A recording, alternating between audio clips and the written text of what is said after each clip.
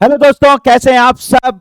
स्वागत है आप सबका हमारी बुक लेक्चर सीरीज का, जिसके अंदर हम यूपीएससी वाला की विज्ञान और प्रौद्योगिकी से संबंधित जो एक शानदार बुकलेट है उसको हम चैप्टर वाइज कंप्लीट कर रहे हैं। तो हम लोगों ने पहला चैप्टर ऑलरेडी कंप्लीट कर लिया है। होप कि आपने उस चैप्टर को देख लिया होगा, पूरी तरीके से पढ़ लिया होगा, उसके नोट्स बना लिए होंगे। और आज हम लोग चैप्टर 2 को देखेंगे। और इस चैप्टर 2 के बारे में अगर मैं बात करूं तो आज हम लोग इस चैप्टर 2 में भारत में विज्ञान और प्रौद्योगिकी से संबंधित प्रमुख संगठनों के बारे में पढ़ेंगे और संस्थानों के बारे में पढ़ेंगे इस लेक्चर के अंदर। तो हम लोग स्टार्ट करते हैं। तो विज्ञान और प्रौद्योगिकी से संबंधित प्रमुख संगठन एवं संस्थान के बारे में समझते हैं।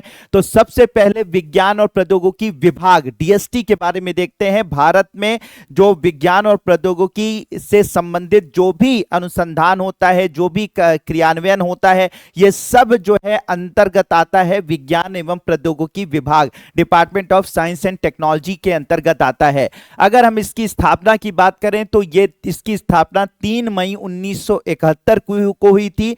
3 मई 1971 को इसकी स्थापना हुई थी। और इसका जो उद्देश्य था, उद्देश्य आपको भी पता होगा कि किस उद्देश्य से इसकी स्थापना हुई होगी, कि भारत में विज्ञान और प्रौद्योगिकी को बढ़ावा देना, उससे संबंधित जो भी नवाचार हैं, जो भी इनोवेशंस हैं, उनको बढ़ावा देना, अनुसंधानों को बढ़ावा देना, साथ ही साथ हमारे ह्यूमन रिसोर्स यानी कि जो मानव संसाधन है विज्ञान और तकनीकी के क्षेत्र में, उसको बढ़ावा देना, साथ ही साथ अंतरराष्ट्रीय सहयोग योगों को बढ़ाना विज्ञान और प्रौद्योगिकी के क्षेत्र के अंदर। तो ये मुख्य उद्देश्य थे। उन उद्देश्यों के साथ 3 मई 1971 को विज्ञान और प्रौद्योगिकी विभाग की स्थापना की गई।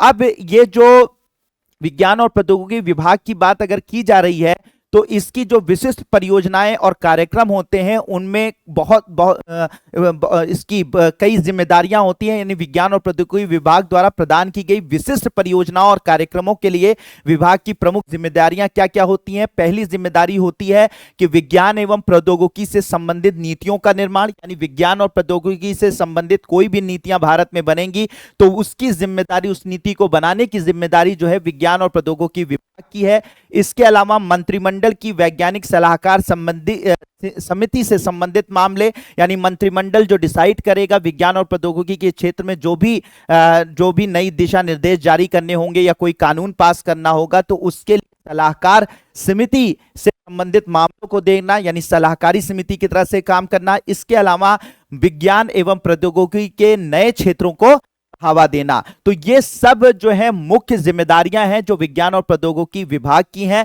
और साथ ही साथ यहां पर एक काम और होगा, विज्ञान और प्रौद्योगिकी के क्षेत्रों का समन्वय, यानी विज्ञान और प्रौद्योगिकी के बहुत सारे क्षेत्र हैं, जैसे कि मान लीजिए कि स्पेस टेक्नोलॉजी है, ठीक है, अंतरिक्ष प्रौद्योगिकी है, बायोटेक्नोलॉजी है, जैव प्रौद्योगिकी है, नैनो टेक्नोलॉजी है, ठीक है, नैनो प्रौद्योगिकी है। तो ये जितने भी प्रौद्योगिकी हैं उन सब के बीच में, उन सब क्षेत्रों के बीच में, उन सारी प्रौद्योगिकियों के क्षेत्र में समन्वय स्थापित करना और एकीकरण करने का काम जो होता है वो भी हमारे विज्ञान और प्रौद्योगिकी विभाग का होता है।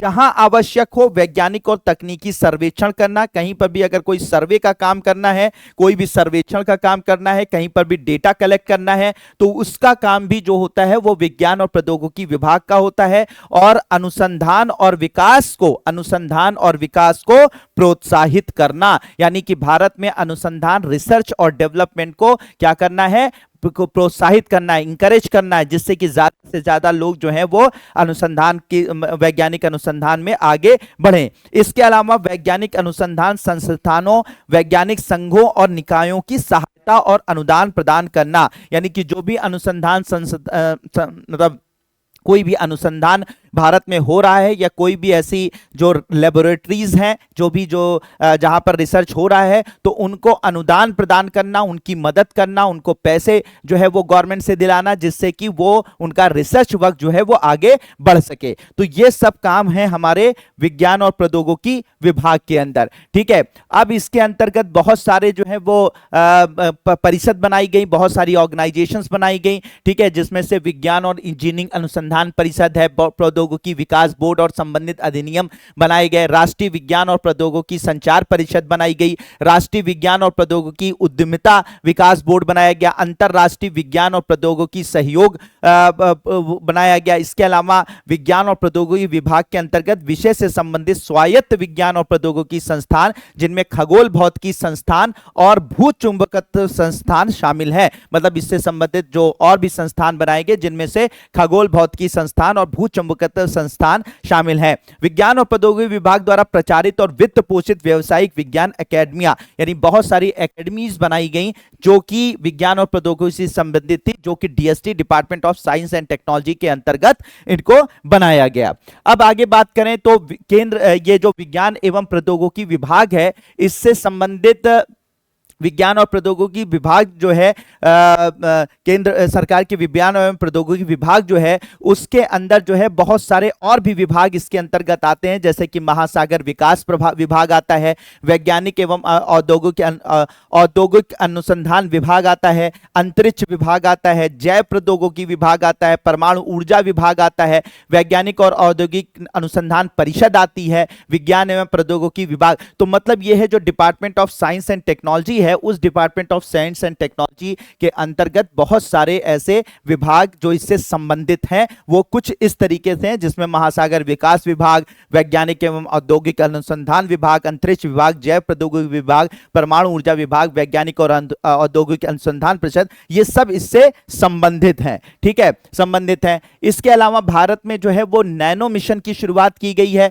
Department of science and technology के अंतर्गत ही नैनो मिशन की शुरुआत की गई है। नैनो मिशन जो है ये 2007 में इसकी शुरुआत की गई थी और इसका लक्ष्य था भारत में नैनो प्रौद्योगिकी में जो रिसर्च है उसको बढ़ावा देना, साथ ही साथ जो है मानव संसाधन, नैनो प्रौद्योगिकी के क्षेत्र में मानव संसाधन को बढ़ावा देना। इसके अलावा बहुत सारे रिसर्च जो है वो प्रोजेक्ट की शुरुआत करना यूनिवर्सिटीज के अंदर बीएससी और एमएससी की शुरुआत नैनो प्रौद्योगिकी के अंदर करना। इसके अलावा जो है वो बहुत सारे जो स्टार्टअप हैं जो नैनो प्रौद्योगिकी से संबंधित है उनको बढ़ावा देना, साथ ही साथ अंतरराष्ट्रीय सहयोग को बढ़ावा देना। यह सब काम किसका था? नैनो मिशन का था, जो 2007 में इसकी शुरुआत की गई। ठीक है, तो यह भी department of science and technology के अंतर्गत ही आता था। इसका अलावा इंस्पायर प्रोग्राम था। इंस्पायर प्रोग्राम का मतलब है innovation in science pursuit for inspired research. इसका उद्देश्य था भारत के भविष्य के लिए एक मजबूत वैज्ञानिक कार्यबल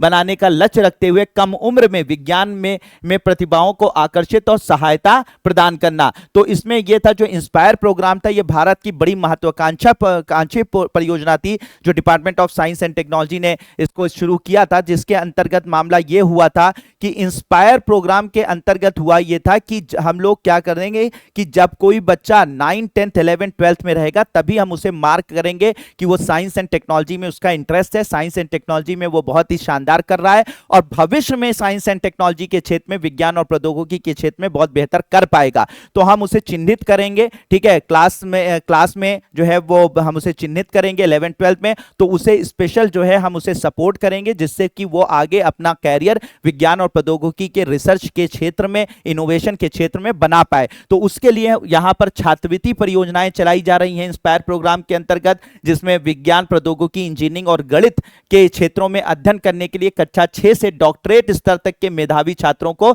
छात्रवृत्ति प्रदान की जाती है। मेंटरशिप शिविर और कार्यशालाएं आयोजित की जाती हैं, जिसमें अगर कोई भी साइंस एंड टेक्नोलॉजी से में इंटरेस्ट लेने वाले जो बच्चे हैं या जो उसमें बहुत ही एक्सेल कर रहे हैं बच्चे, उनको बुलाया जाता है, उनका शिविर लगाया जाता है। उसमें बहुत सारे साइंटिस्ट जो हैं वो पार्टिसिपेट करते हैं और इसके बाद उनको लोगों को एक मेंटरशिप प्रोवाइड करते हैं जिससे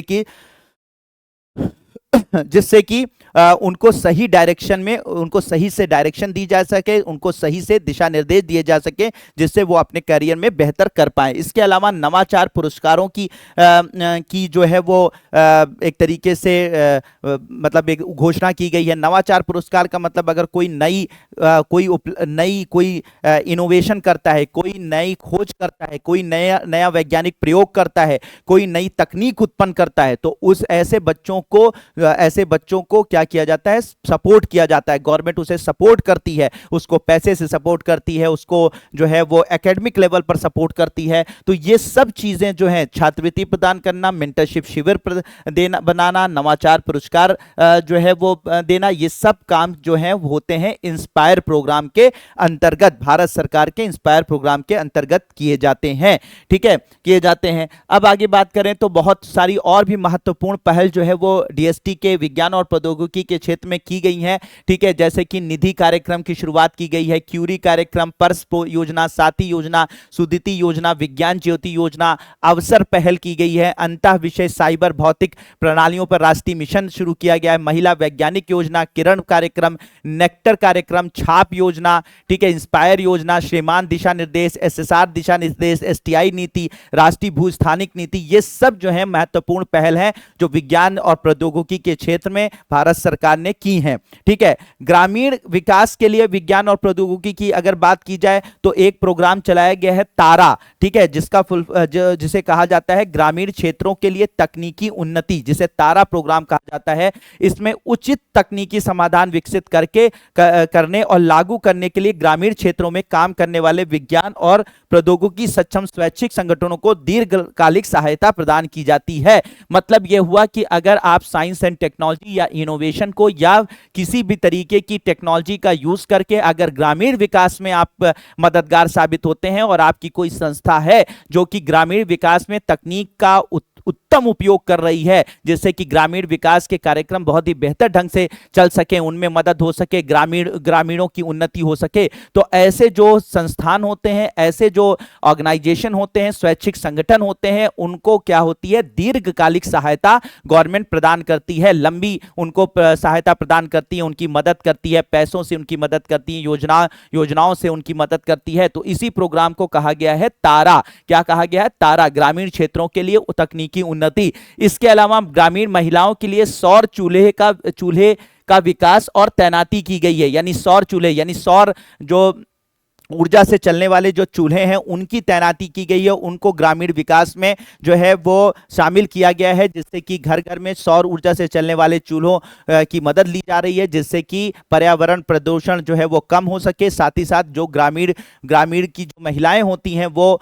गांव उसमें जंगलों में जाकर लकड़ियां बुनकर लाती हैं, उसके बाद उस धुएं से उनको बहुत सारी बीमारी हो जाती है, तो उन सब से बच सकें, वो क्लीन एनर्जी यानी कि स्वच्छ ऊर्जा का उपयोग कर सकें। तो इस पर भी काम किया गया है। इसके अलावा वैज्ञानिक और औद्योगिक अनुसंधान विभाग डीएसआईआर, वैज्ञानिक और औद्योगिक अनुसंधान विभाग डीएसआईआर की अगर बात की जाए तो इसकी जो मतलब स्थापना हुई थी वो 4 जनवरी 1985 को राष्ट्रपति अधिसूचना के माध्यम से हुई थी। तो वैज्ञानिक और औद्योगिक अनुसंधान विभाग डीएसआईआर जो है उसकी स्थापना 4 जनवरी 1985 को हुई थी।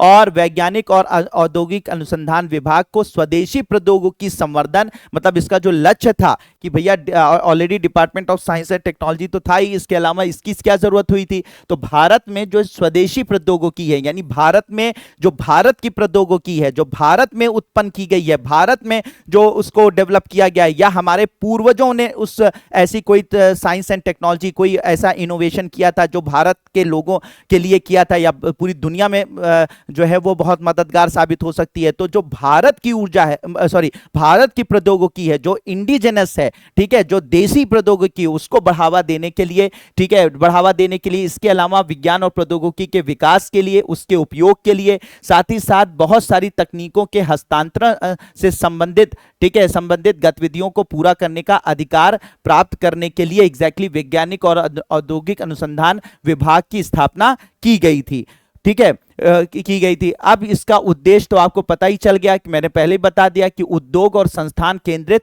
प्रेरक उपाय और प्रोत्साहनों के माध्यम से देश में औद्योगिक अनुसंधान को बढ़ावा देना। औद्योगिक अनुसंधान का मतलब यह हो जाता है कि ऐसी टेक्नोलॉजी का उपयोग किया जाए जिससे कि हमारे देश में इंडस्ट्रियलाइजेशन बढ़े, जिससे कि हमारे देश में इंडस्ट्रीज में उन तकनीकों का उपयोग करके हम अपनी प्रोडक्टिविटी, हम अपना उत्पादन बढ़ा सकें, और जिससे कि हमारा उत्पादन बढ़े और उस उत्पादन का जो है उपयोग जो है वो हम पूरी दुनिया में अपने सामान को अपने उत्पाद को बेचने में उसका उपयोग करके एक अच्छी जो है वो इकोनॉमी, यानी कि एक अच्छी जो है वो हम लोग पैसे वगैरह जो है वो पूरी दुनिया से हम अर्जित कर पाए, बहुत सारा जो है वो अपनी इकोनॉमी को, अपनी अर्थव्यवस्था को मजबूत कर पाए। तो उसके लिए हम लोगों का उद्देश्य है कि हम औद्योगिक अनुसंधान को बढ़ावा देंगे, और खास करके अगर देसी प्रौद्योगिकी का विकास किया जा रहा है तो और भी बेहतर होगा कि हम देसी प्रौद्योगिकी को विकसित करें और उसकी मदद से हम पूरी दुनिया में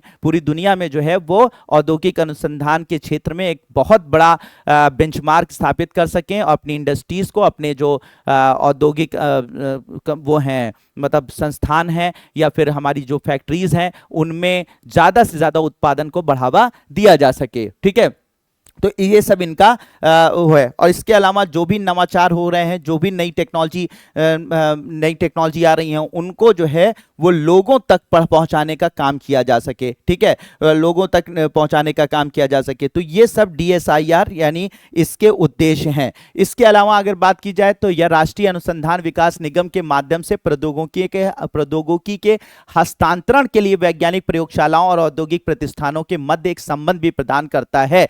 मतलब इसका यह हुआ कि ये जो हमारा जो है वो ये जो संस्थान ऑर्गेनाइजेशन है ये क्या काम करती है कि जैसे कि कोई भी प्रयोगशाला है, प्रयोगशाला के अंदर अगर कोई भी चीज नई इनोवेट हुई है, नई अगर हमने खोज की है या नया कोई तकनीक हमने बनाई है, तो जो फैक्ट्रियां हैं और साथ ही साथ जो वैज्ञानिक अनुसंधान जो संस्थान है उनके बीच में मीडिएटर का काम करती है। यानी कि इस अनुसंधान संस्थान ने अगर कोई नई चीज बनाई है, कोई नई तकनीक डेवलप की है, तो हम क्या करते हैं, इंडस्ट्रीज से कहते हैं कि इस तकनीक को आप खरीदिए और इनको जो भी हिसाब से, जो भी जिस तरीके से आप कंपनसेट करना चाहें कंपनसेट करें और फिर इसका उपयोग करके आप अपने जो उत्पादन है उसको बढ़ा सकते हैं। तो इन दोनों यानी फैक्ट्रियों और औद्योगिक अनुसंधान जो संस्थान है उनके बीच में जो है मीडिएशन का काम जो है वो उसका काम करने का काम जो है वो हमारे DSIR का है। ठीक है, इस किसका है, हम लोगों इस किसका काम है, हमारे इस DSIR का काम है। फिर उसके बाद इसका लक्ष्य जो है वो भारत को वैश्विक औद्योगिक अनुसंधान और नवाचार केंद्र के रूप में उभरने में सक्षम बनाना है। DSIR संबंधित जो संगठन है उसमें DSIR जो है उससे संबंधित जो संगठन है वो कौन कौन से हैं, जैसे CSIR है, council of scientific and industrial research, वैज्ञानिक और औद्योगिक अनुसंधान परिषद, ये इसी के अंदर आती है, DSIR के अंतर्गत आती है। इसके अलावा CDAC, ठीक है, CDAC जो है वो कंप्यूटर के क्षेत्र में, भारत में कंप्यूटर के क्षेत्र में जो भी अनुसंधान हो रहा है, जो भी सुपर कंप्यूटर्स बन रहे हैं, जो भी कंप्यूटर के क्षेत्र में हम लोग काम कर रहे हैं, रोबोटिक्स के क्षेत्र में काम कर रहे हैं, उसके लिए जो प्रमुख संस्थान है वो CDAC है, centre for development of advance computing. ठीक है, तो ये जो है CSIR है, जो वैज्ञानिक और औद्योगिक अनुसंधान परिषद जिसे कहा जाता है। बहुत सारी लैब्स जो है इसी के अंतर्गत आती हैं और बहुत सारा नई नई जो है तकनीकें, नए नए प्रोडक्ट्स जो हैं ये बनाती हैं और फिर इंडस्ट्रीज जो हैं इनकी मदद लेकर उस प्रोडक्ट की प्रोडक्टिविटी को और इंक्रीज करके पूरी दुनिया में बेचती हैं। तो ये काम करने का काम कौन करता है, CSIR काम करता है। और CDAC जो है वो कंप्यूटर के क्षेत्र में जो है बहुत बड़ी उपलब्धियां, मतलब जो भारत में जो भी सुपर कंप्यूटिंग के क्षेत्र में हो रहा है, कंप्यूटिंग के क्षेत्र में हो रहा है, उसके लिए जिम्मेदार जो ऑर्गेनाइजेशन है वो CDAC है। याद रखिएगा, बहुत अच्छी तरीके से याद रखिएगा। तो ये जो स्वायत्त शासी संस्थाएं हैं वो किसके अंतर्गत आती हैं, वो DSIR के अंतर्गत आती हैं, यानी DSIR ही इस काम को करता है। अब आपको DSIR का काम तो पहले से ही बता दिया गया है कि उनका काम ही यही है कि हम भारत में नई प्रौद्योगिकियों का विकास करें और उसको जो है इंडस्ट्रियलाइजेशन बढ़ाने में या इंडस्ट्रीज में उनका उपयोग को बढ़ावा दें, जिससे कि हमें बहुत ही बेहतर जो है हमारी इकोनॉमी बेहतर कर पाए। ठीक है, अब इसके अलावा सार्वजनिक क्षेत्र के उद्यम जो DSIR के अंतर्गत आते हैं उसमें सेल आता है, सेंट्रल इलेक्ट्रॉनिक्स लिमिटेड जिसे कहते हैं, NRDC आता है, राष्ट्रीय अनुसंधान विकास निगम, नेशनल रिसर्च डेवलपमेंट कॉर्पोरेशन आता है, संयुक्त राष्ट्र इसके अंतर्गत जो है संयुक्त राष्ट्र एजेंसियां आती हैं, एफसीटीटी, प्रौद्योगिकी हस्तांतरण के लिए एशियाई और प्रशांत केंद्र। ये एक ऐसा संस्थान है जो कि हमारा अंतर्राष्ट्रीय सहयोग को बढ़ावा देने में मदद करता है, ये भी डीएसआईआर के अंतर्गत आता है। इसके अलावा अगर हम लोग बात करें council of scientific and industrial research, इसके बारे में थोड़ी सी जानकारी और लें। वैसे मैंने बता दिया अभी कि क्या काम है, लेकिन फिर भी वैज्ञानिक और एवं औद्योगिक अनुसंधान परिषद की अगर बात की जाए तो ये विविध विज्ञान एवं प्रौद्योगिकी क्षेत्र में अपने अत्याधुनिक अनुसंधान एवं विकास के लिए जाना जाता है, ठीक है, जाना जाता है। और ये एक गतिशील, इसके 39 आउटरीच केंद्र हैं, 39 इसके आउटरीच केंद्र हैं, 37 राष्ट्रीय प्रयोगशालाएं हैं। तो याद रखिएगा, वैज्ञानिक एवं औद्योगिक अनुसंधान जो परिषद है उसके अंतर्गत 37 राष्ट्रीय प्रयोगशालाएं आती हैं, 39 आउटरीच केंद्र आते हैं, इनोवेशन कॉम्प्लेक्स हैं, ठीक है, और अखिल भारतीय उपस्थिति वाली 3 इकाइयों का एक गतिशील नेटवर्क है ये, ठीक है, नेटवर्क है। इसके अलावा ये बहुत सारे इंडस्ट्रियलाइजेशन में ये मदद करता है, ठीक है, और साथ ही साथ औद्योगिकीकरण में मदद करता है। इसके अलावा ये पर्यावरण के क्षेत्र में काम करता है, स्वास्थ्य के क्षेत्र में काम करता है, पेयजल के क्षेत्र में काम करता है, भोजन, आवास, ऊर्जा, कृषि और गैर कृषि क्षेत्र में ये काम करता है। कौन? सीएसआईआर, यानी इन सब क्षेत्रों में ये अपना अनुसंधान कार्य करता है। इसके अलावा भारत के बौद्धिक संपदा आंदोलन का अग्रणी रहा है। बौद्धिक संपदा का मतलब ये होता है, जिसे हम लोग अगर कॉमन भाषा में आप लोग जानते होंगे तो पेटेंट की बात की जाती है। आपने कोई भी अगर खोज की या कोई भी चीज आपने बनाई, ठीक है, कोई भी नई टेक्नोलॉजी आपने डेवलप की, तो इस पर आपका अपना अधिकार होना चाहिए या उस संस्था का अधिकार होना चाहिए जिसने इस चीज को इनोवेट किया है, इस चीज को बनाया है। तो इसे बोलते हैं हम लोग, इसे एक नाम दिया जाता है बौद्धिक संपदा अधिकार। ये हमारी बौद्धिक संपदा है, यानी हमारी बुद्धि से बनी हुई ये संपदा है। मान लीजिए कोई चीज है, तो ये कोई मान लीजिए टेक्नोलॉजी है, हमने डेवलप की है, तो ये टेक्नोलॉजी क्या है? हमारी बुद्धि से निकली हुई है, तो ये हमारी बौद्धिक संपदा हो गई। और इस पर अधिकार किसका होगा? जिसकी बुद्धि लगी होगी, यानी हमारी बुद्धि इस पर लगी है इसको बनाने में, तो ये बौद्धिक संपदा अधिकार मेरा है इसका। तो इसे कोई और कॉपी ना कर ले, कोई इसको और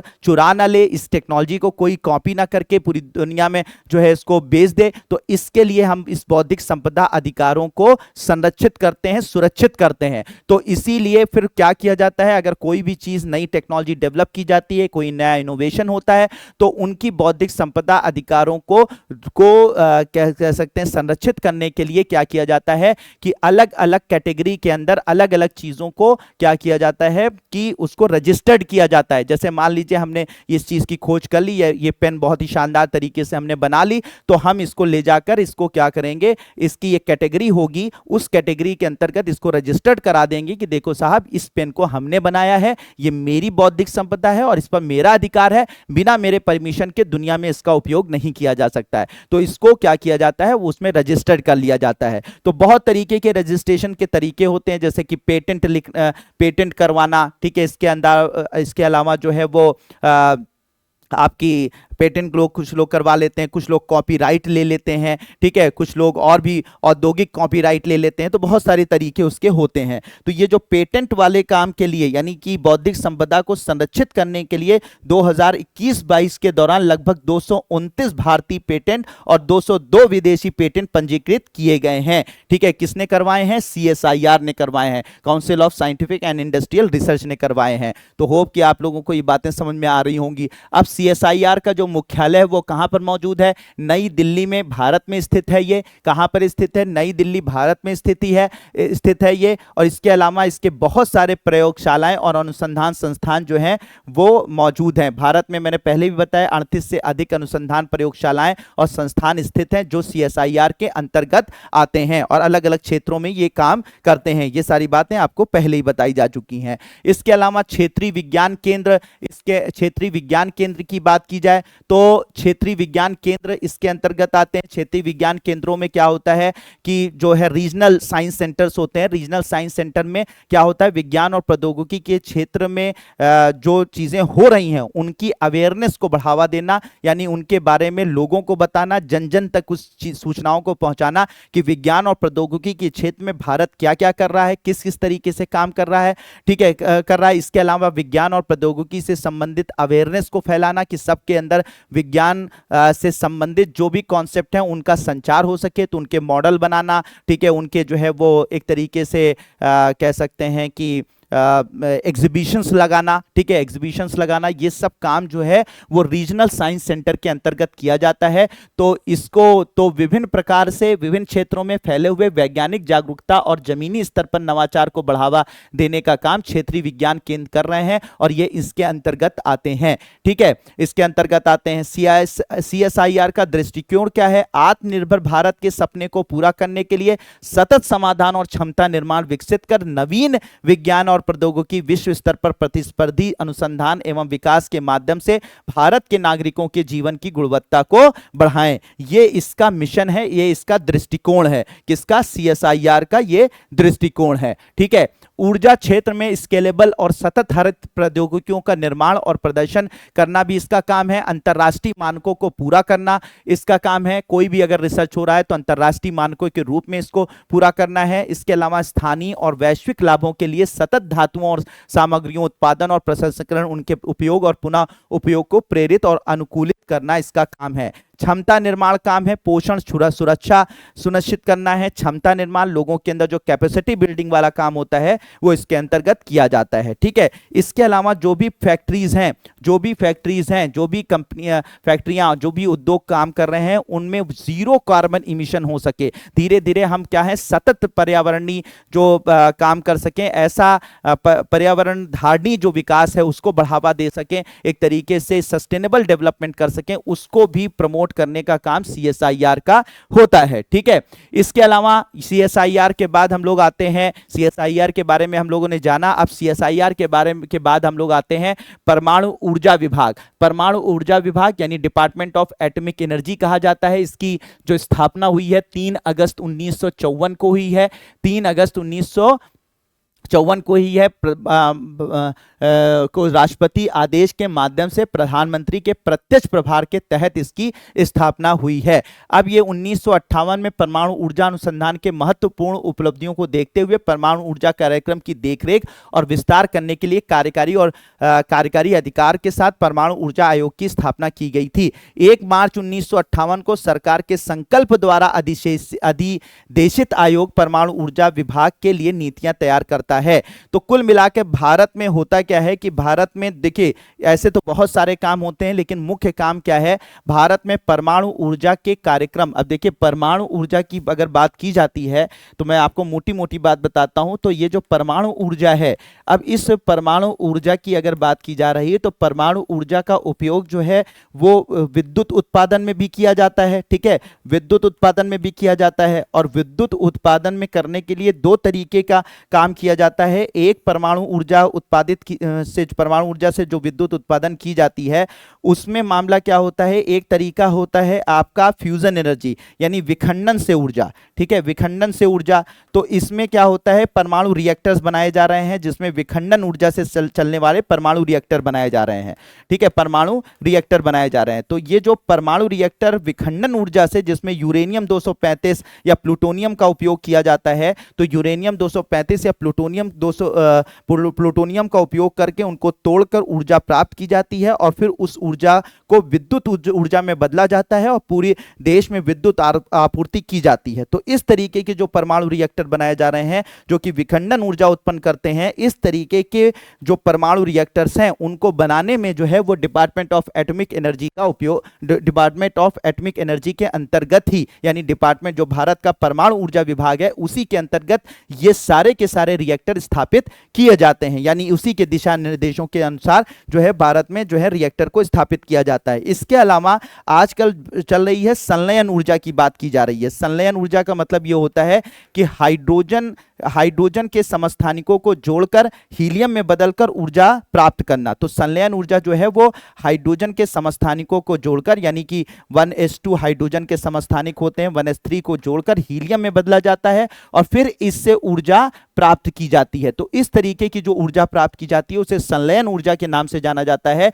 तो संलयन ऊर्जा के रिएक्टर अभी भारत में मौजूद नहीं है, लेकिन अभी बहुत सारा अनुसंधान किया जा रहा है जो कि institute of plasma research Gandhinagar Gandhinagar Gujarat में किया जा रहा है। तो institute of plasma research Gandhinagar Gujarat में जो ये रिसर्च किया जा रहा है संलयन ऊर्जा से संबंधित, जिसमें हाइड्रोजन को हीलियम में बदलकर ऊर्जा प्राप्त करते हैं, तो ये जो प्रयास किया जा रहा है ये भी डिपार्टमेंट ऑफ एटॉमिक एनर्जी के अंतर्गत ही आता है। तो चाहे विखंडन से ऊर्जा हो चाहे संलयन से ऊर्जा हो, ठीक है, विखंडन से जो ऊर्जा प्राप्त की जाती हो तो परमाणु रिएक्टर बनाए ही जा रहे हैं, बहुत सारे परमाणु रिएक्टर भारत में हैं, और इस तरीके के जो रिएक्टर हैं संलयन ऊर्जा से संबंधित जो रिसर्च है, रिसर्च और डेवलपमेंट है, उसको बढ़ावा देने का भी काम किया जा रहा है, ठीक है, किया जा रहा है। तो वो ये सब क्या क्यों किया जा रहा है? विद्युत उत्पादन के लिए, ठीक है। तो परमाणु ऊर्जा विभाग का काम क्या होता है? विद्युत उत्पादन के लिए, यानी कि हम शांति के लिए हम परमाणु ऊर्जा का उपयोग कर सकें। इसके अलावा परमाणु ऊर्जा का उपयोग जो है वो बम बनाने में, यानी कि विस्फोटक बनाने में, परमाणु बम बनाने में या परमाणु हथियार बनाने में भी किया जाता है, ठीक है। तो वो भी उस पर भी जो रिसर्च हो रहा है, उस पर भी जो अनुसंधान हो रहा है, उस पर भी जो विकास हो रहा है परमाणु हथियारों के बनाने में, उसका भी जो काम किया जाता है वो भी जो है इसी के अंतर्गत किया जाता है। तो डिपार्टमेंट ऑफ एटॉमिक एनर्जी, मोटी मोटी मैंने आपको बात बता दी कि परमाणु ऊर्जा विभाग जो हमारे यहाँ है वो डिपार्टमेंट ऑफ एटॉमिक एनर्जी, वो परमाणु ऊर्जा से संबंधित जो भी काम किया जा रहा है, चाहे विद्युत उत्पादन की बात हो, चाहे परमाणु हथियार की बात हो, विद्युत उत्पादन में चाहे विखंडन ऊर्जा से परमाणु रिएक्टर बनाने की बात हो, या संलयन ऊर्जा के रिसर्च को बढ़ावा देने की बात हो, ये सारा काम डिपार्टमेंट ऑफ एटॉमिक एनर्जी के अंतर्गत किया जाता है। इसके अलावा यहीं पर बात नहीं रुकती है कि परमाणु ऊर्जा विभाग सिर्फ यही काम करता है। इसके अलावा परमाणु ऊर्जा यानी परमाणु जो अनुसंधान होता है, परमाणु जो अनुसंधान होता है, बहुत सारे ऐसे समस्थानिक होते हैं, ऐसे समस्थानिक होते हैं। इन समस्थानिकों का उपयोग जैसे कि बहुत सारा कोबाल्ट का समस्थानिक होता है, या फिर बहुत सारे ऐसे मतलब बहुत सारे ऐसे रेडियो एक्टिव मटेरियल हैं। तो उन रेडियो एक्टिव मटेरियल के समस्थानिकों का जो उपयोग है वो आजकल जो है वो चिकित्सा में भी किया जा रहा है, ठीक है, चिकित्सा में भी किया जा रहा है, खास करके कैंसर की चिकित्सा में किया जा रहा है। तो कैंसर की चिकित्सा में उपयोग होने वाले बहुत सारे समस्थानिक, उनको बनाना, उनको उत्पादित करना और उनको उत्पादित करके चिकित्सा में, कैंसर की चिकित्सा में उसका उपयोग हो सके, जिससे कि लोगों की जान बच सके, तो उसमें भी डिपार्टमेंट ऑफ एटॉमिक एनर्जी का काफी योगदान है। तो एक तो विद्युत उत्पादन, एक तो हमारी सुरक्षा यानी कि हमारी सैन्य सुरक्षा यानी परमाणु बमों में, इसके अलावा हमारी चिकित्सा के क्षेत्र में भी डिपार्टमेंट ऑफ एटॉमिक एनर्जी काफी योगदान दे रहा है। तो ये सब बातें मैंने आप लोगों को बताया कि ये सारी चीजें इसके अंतर्गत की जा रही हैं, यही सब बातें यहां पर लिखी हुई हैं, ठीक है। अब परमाणु ऊर्जा की बात की जाए तो बहुत सारी जगहों पे इसका, हाँ, इसके अलावा जो है वो हाँ, यही सब बातें यहाँ पर हैं। बहुत सारे संस्थान, बहुत सारी ऑर्गेनाइजेशन जो है इसके अंतर्गत काम करती हैं अनुसंधान और विकास केंद्र के लिए, जैसे भाभा परमाणु अनुसंधान केंद्र मुंबई में है, इंदिरा गांधी परमाणु अनुसंधान केंद्र Kalpakkam, Raja Ramanna centre for advance technology Indore, variable energy cyclotron centre, वैश्विक परमाणु ऊर्जा साझेदारी केंद्र बहादुरगढ़, परमाणु ऊर्जा अन्वेषण एवं अनुसंधान निदेशालय हैदराबाद, ये सब अनुसंधान एवं विकास केंद्र हैं, रिसर्च एंड डेवलपमेंट सेंटर्स हैं, जो कि इस डिपार्टमेंट ऑफ एटॉमिक एनर्जी के अंतर्गत आते हैं। इसके अलावा सार्वजनिक क्षेत्र के उपक्रम है, जैसे nuclear power corporation of India limited इसी के अंतर्गत आता है, ठीक है, इंडियन रेयर अर्थ लिमिटेड इसके अंतर्गत आता है, uranium corporation of India limited Jaduguda इसके अंतर्गत आता है, electronics corporation of India limited Hyderabad इसके अंतर्गत आता है, भारतीय नाभिकीय विद्युत निगम लिमिटेड कलपक्कम इसी के अंतर्गत आता है। इसके अलावा कुछ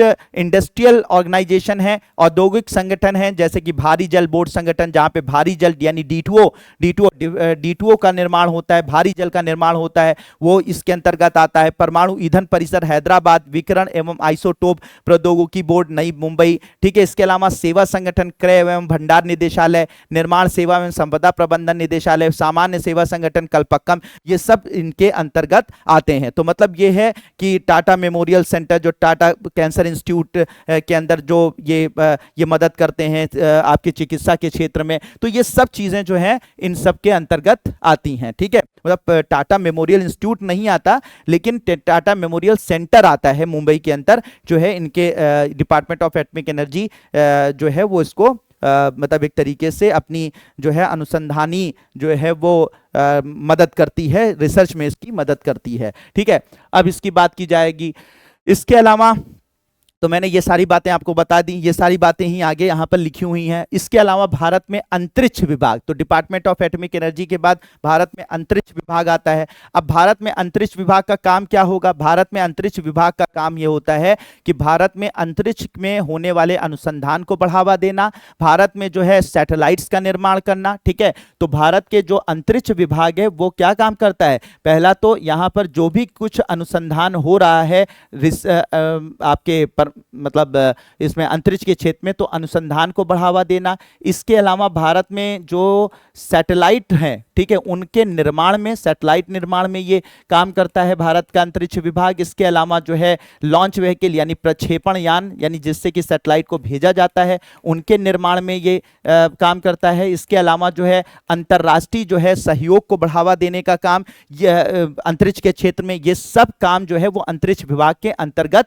आता है। अंतरिक्ष विभाग की अगर बात की जाएगी तो अंतरिक्ष विभाग के अंतर्गत जो है वो ऐसा नहीं था कि पहले ये जो भारत का अंतरिक्ष विभाग था, तो अंतरिक्ष विभाग पहले ऐसे नहीं था, बल्कि पहले जो है भारत के अंतरिक्ष विभाग से पहले जो सबसे पहले अंतरिक्ष के क्षेत्र में रिसर्च शुरू हुआ था वो 1962 में हुआ था। भारतीय राष्ट्रीय अंतरिक्ष अनुसंधान समिति, इनको स्पार के नाम से हुआ था। ठीक है, फिर बाद में इसरो की स्थापना की गई भारतीय अंतरिक्ष विभाग के अंतर्गत। ठीक है, जून 1972 में अंतरिक्ष विभाग की स्थापना की गई। कब की गई? जून 1972 में भारतीय अंतरिक्ष विभाग की स्थापना की गई। और इससे पहले यानी इन सबसे पहले समझिए, पहले 1962 में इनको स्पार बन गया। ठीक है, क्या बन गया? इनको स्पार बन गया। ठीक है, इनको स्पार बन गया, यानी भारत में अंतरिक्ष के क्षेत्र में अगर कोई रिसर्च ऑर्गेनाइजेशन या कह सकते हैं रिसर्च जो शुरू हुआ वो किसके अंतर्गत शुरू हुआ? इनको स्पार के अंतर्गत हुआ। फिर क्या हुआ? 15 अगस्त 1969 को 1969 को 15 अगस्त 1969 को इसरो की स्थापना हुई। ठीक है, अब इसरो की स्थापना हुई तो अभी जो ये इसरो था ये डिपार्टमेंट ऑफ एटॉमिक एनर्जी के अंतर्गत आता था, जो मैंने अभी थोड़ी देर पहले बताया। लेकिन फिर उसके बाद क्या हुआ? 1972 में 1972 में क्या हुआ कि डिपार्टमेंट ऑफ स्पेस बना दिया गया, डिपार्टमेंट ऑफ स्पेस। तो फिर इसरो क्या हुआ? इसके अंतर्गत चला गया। ठीक है, पहले वो एटॉमिक एनर्जी के अंतर्गत आता था, लेकिन जब 1972 में डिपार्टमेंट ऑफ स्पेस बना दिया गया तो डिपार्टमेंट ऑफ स्पेस के अंतर्गत जो है वो इसरो चला गया। ठीक है, अब मुख्य काम तो मैंने आपको बता ही दिया कि अनुसंधान को बढ़ावा देना है, सैटेलाइट का निर्माण करना है, प्रक्षेपण यान का निर्माण करना है, अनुसंधान आपके जो है अंतर्राष्ट्रीय सहयोग को बढ़ावा देना है। ये सब लक्ष्यों के साथ अंतरिक्ष विभाग की स्थापना हुई। अब इनकी जो गतिविधियां हैं वो बहुत सारे काम हैं, जैसे मैंने आपको बताया कि बहुत सारे कामों के अंदर, अब जैसे एक इसका स्ट्रक्चर समझ लेते हैं फिर इनकी गतिविधियां बताते हैं। तो सबसे पहले देखिए, भारत में अंतरिक्ष विभाग है। ठीक है, यहां से देखिए, ये अंतरिक्ष विभाग है। अब ये जो अंतरिक्ष विभाग है इसी के अंतर्गत जो है वो इसरो आता है। तो इसरो किसके अंतर्गत आता है? अंतरिक्ष विभाग के अंतर्गत आता है।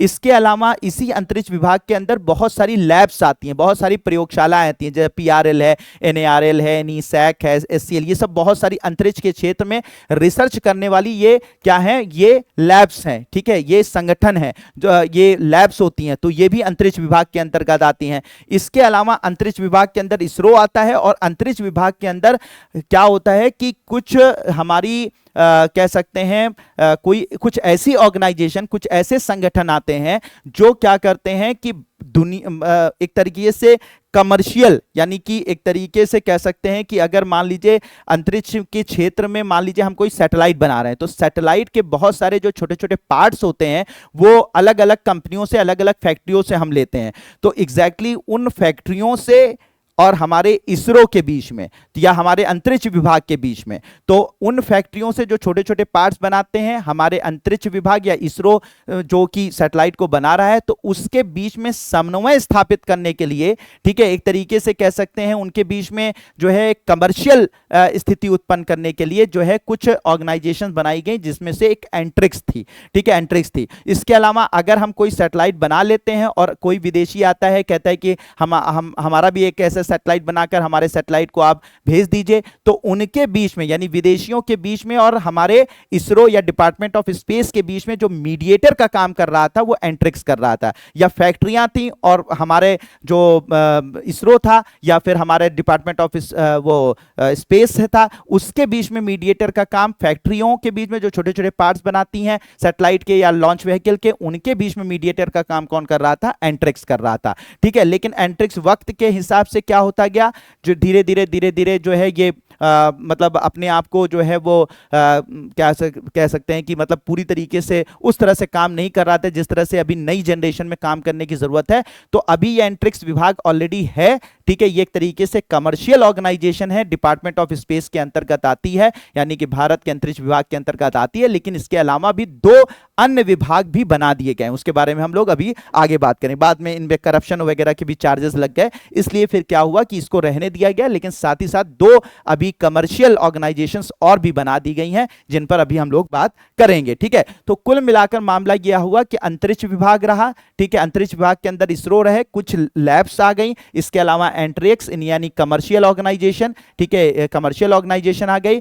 अब इस अंतरिक्ष विभाग जो है वो सीधा जो कंट्रोल होता है वो कहां से होता है? प्रधानमंत्री द्वारा कंट्रोल होता है। तो अंतरिक्ष विभाग जो होता है वो सीधा कंट्रोल होता है प्रधानमंत्री के द्वारा। लेकिन प्रधानमंत्री को हर चीज में सलाह देने के लिए एक अंतरिक्ष आयोग का भी निर्माण किया गया। मान लीजिए कि कोई भी प्रोजेक्ट आपने बनाया, मान लीजिए कि आपको चंद्रयान 4 लॉन्च करना है, तो अब अगर चंद्रयान 4 आप लॉन्च करेंगे तो चंद्रयान 4 आपने अंतरिक्ष विभाग ने एक प्रपोजल दे दिया कि भैया चंद्रयान 4 हम इस वजह से इन उद्देश्यों के साथ लॉन्च करेंगे, ये पैसा इतना पैसा इसमें लग सकता है। तो ये सीधे प्रधानमंत्री के अप्रूवल को नहीं जाएगा, बल्कि फिर कहां जाएगा? अंतरिक्ष आयोग को जाएगा।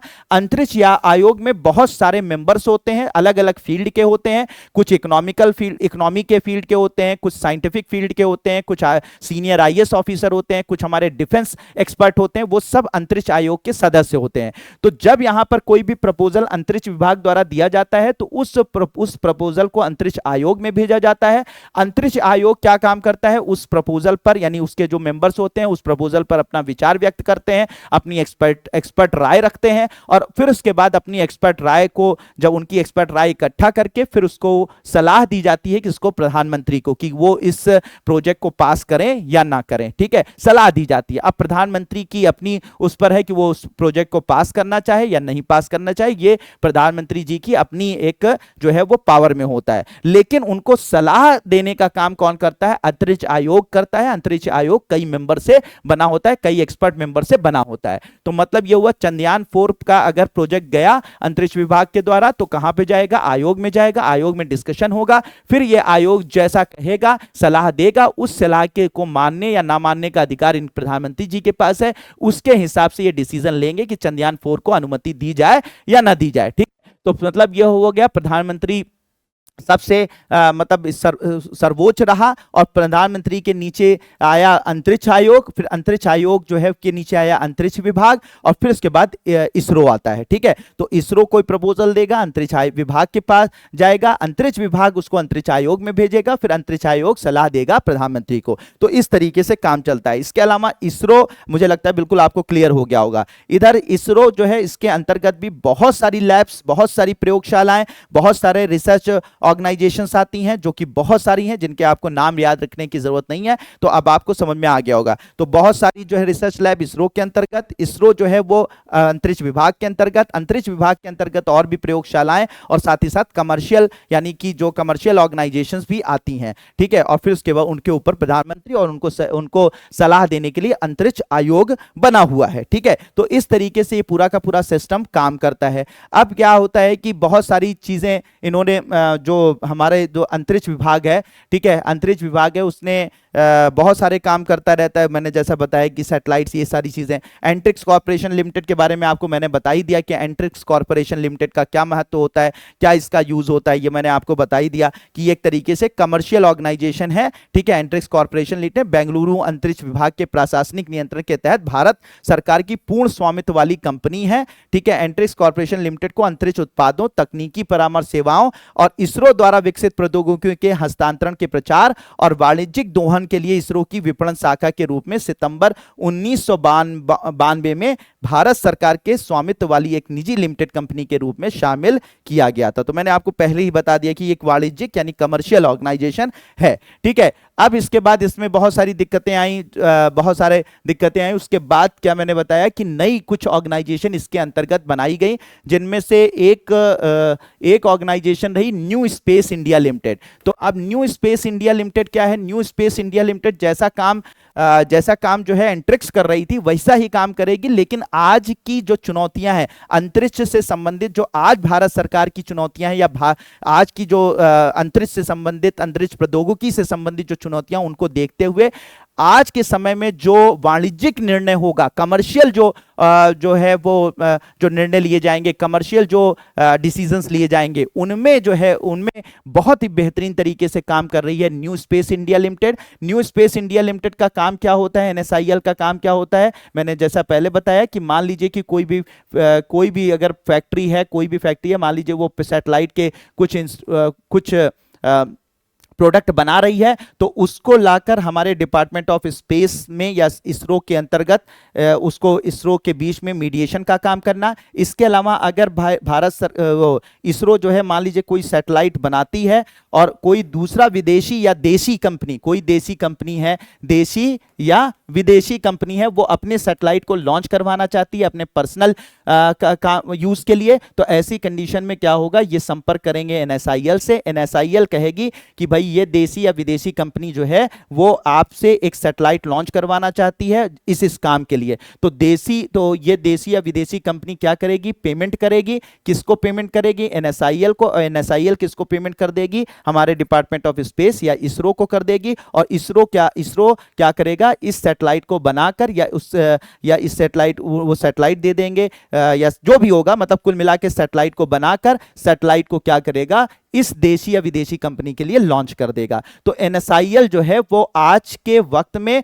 क्या काम कर रही है? कमर्शियल ऑर्गेनाइजेशन की तरह से काम कर रही है। देशी विदेशी जो उपग्रहों के निर्माण या उनके प्रक्षेपण में, ठीक है, ये क्या करती है? मीडिएशन का काम करती है हमारे इसरो से। और जो कंपनियां होती हैं, जो ऑर्गेनाइजेशन होती हैं, संगठन होते हैं, उनकी जो है सैटेलाइट को लॉन्च या उनको बनाने में मदद करती है पैसे लेकर, जिससे कि हमारा क्या हो, एक तरीके से सिर्फ डिपार्टमेंट जो स्पेस इंडस्ट्री है वो स्पेस इंडस्ट्री की तरह से डेवलप हो, यानी कि हमारे जो कह सकते हैं इकोनॉमी में वो हमारी मदद करे, हमारे जो है वो एक तरीके से हमारी इकोनॉमी को, हमारी अर्थव्यवस्था को मजबूत बनाने में ये मदद करे। भाई विदेशी हमसे अगर सैटेलाइट लॉन्च करवाएंगे तो पैसा देंगे ना, और जब पैसा देंगे तो फिर हम और मजबूत स्थिति में बनेंगे। तो इस तरीके से मामला है, ठीक है। तो ये काम करती है, ठीक है।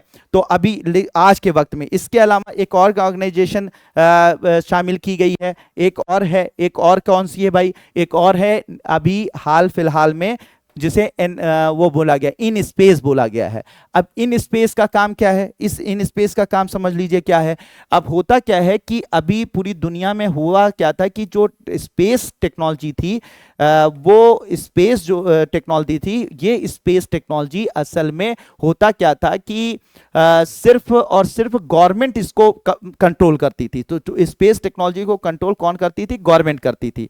अब क्या हो गया है कि बहुत सारी, अब पूरी दुनिया में और खास करके भारत में भी बहुत सारी ऐसे प्राइवेट प्लेयर हैं, ठीक है, बहुत सारी ऐसी प्राइवेट कंपनियां हैं जो स्पेस में रिसर्च करना चाहती हैं, स्पेस में जो है सैटेलाइट बनाना चाहती हैं, स्पेस में सैटेलाइट लॉन्च करना चाहती हैं, यानी स्पेस के क्षेत्र में बहुत सारे काम करना चाहती हैं। तो अब हम लोगों ने, भारत ने ये अब पूरी तरीके से परमिशबल कर दिया है कि भारत में भी अब प्राइवेट कंपनियां भी स्पेस में, यानी कि अंतरिक्ष में अनुसंधान कर सकती हैं, अंतरिक्ष में सैटेलाइट छोड़ सकती हैं, सैटेलाइट को लॉन्च कर सकती हैं, सब कर सकती हैं। लेकिन किसकी मदद से कर सकती हैं? कि भाई सबसे बड़ा प्लेयर तो हमारा इसरो ही है ना, डिपार्टमेंट ऑफ स्पेस ही है ना, तो उसी की मदद से करेंगी। तो क्या है कि प्राइवेट कंपनियां अब किससे बात करें? मान लीजिए कि कोई प्राइवेट कंपनी है और वो एक प्रक्षेपण यान बनाना चाहती है, ठीक है, प्रक्षेपण यान निर्माण करना चाहती है, यानी कि लॉन्च व्हीकल बनाना चाहती है, रॉकेट बनाना चाहती है। अब रॉकेट तो ये बना लेगी फैक्ट्री के अंदर, लेकिन लॉन्च करने की जगह तो सिर्फ भारत सरकार के पास है ना, श्री हरिकोटा से ही तो लॉन्च करेगी, और कहीं अपने घर के बगल से तो लॉन्च नहीं कर देगी। तो उसे क्या संपर्क, तो उसे स्पेस पोर्ट की जरूरत होगी जहां से वो अपने लॉन्च व्हीकल अपने रॉकेट को लॉन्च करे, तो ऐसी कंडीशन में उसे कहीं ना कहीं जो है इसरो से या हमारे डिपार्टमेंट ऑफ स्पेस से जो है वो कांटेक्ट करना पड़ेगा कि भाई आप अपना पोर्ट दे दीजिए और हम आपके पोर्ट का उपयोग करके अपना रॉकेट लॉन्च कर दें। यही तो होगा ना सर। तो इसके लिए फिर क्या होगा, डिपार्टमेंट ऑफ स्पेस, जो हमारा डिपार्टमेंट ऑफ स्पेस है या हमारा जो इसरो है, ठीक है, उससे कांटेक्ट करना पड़ेगा।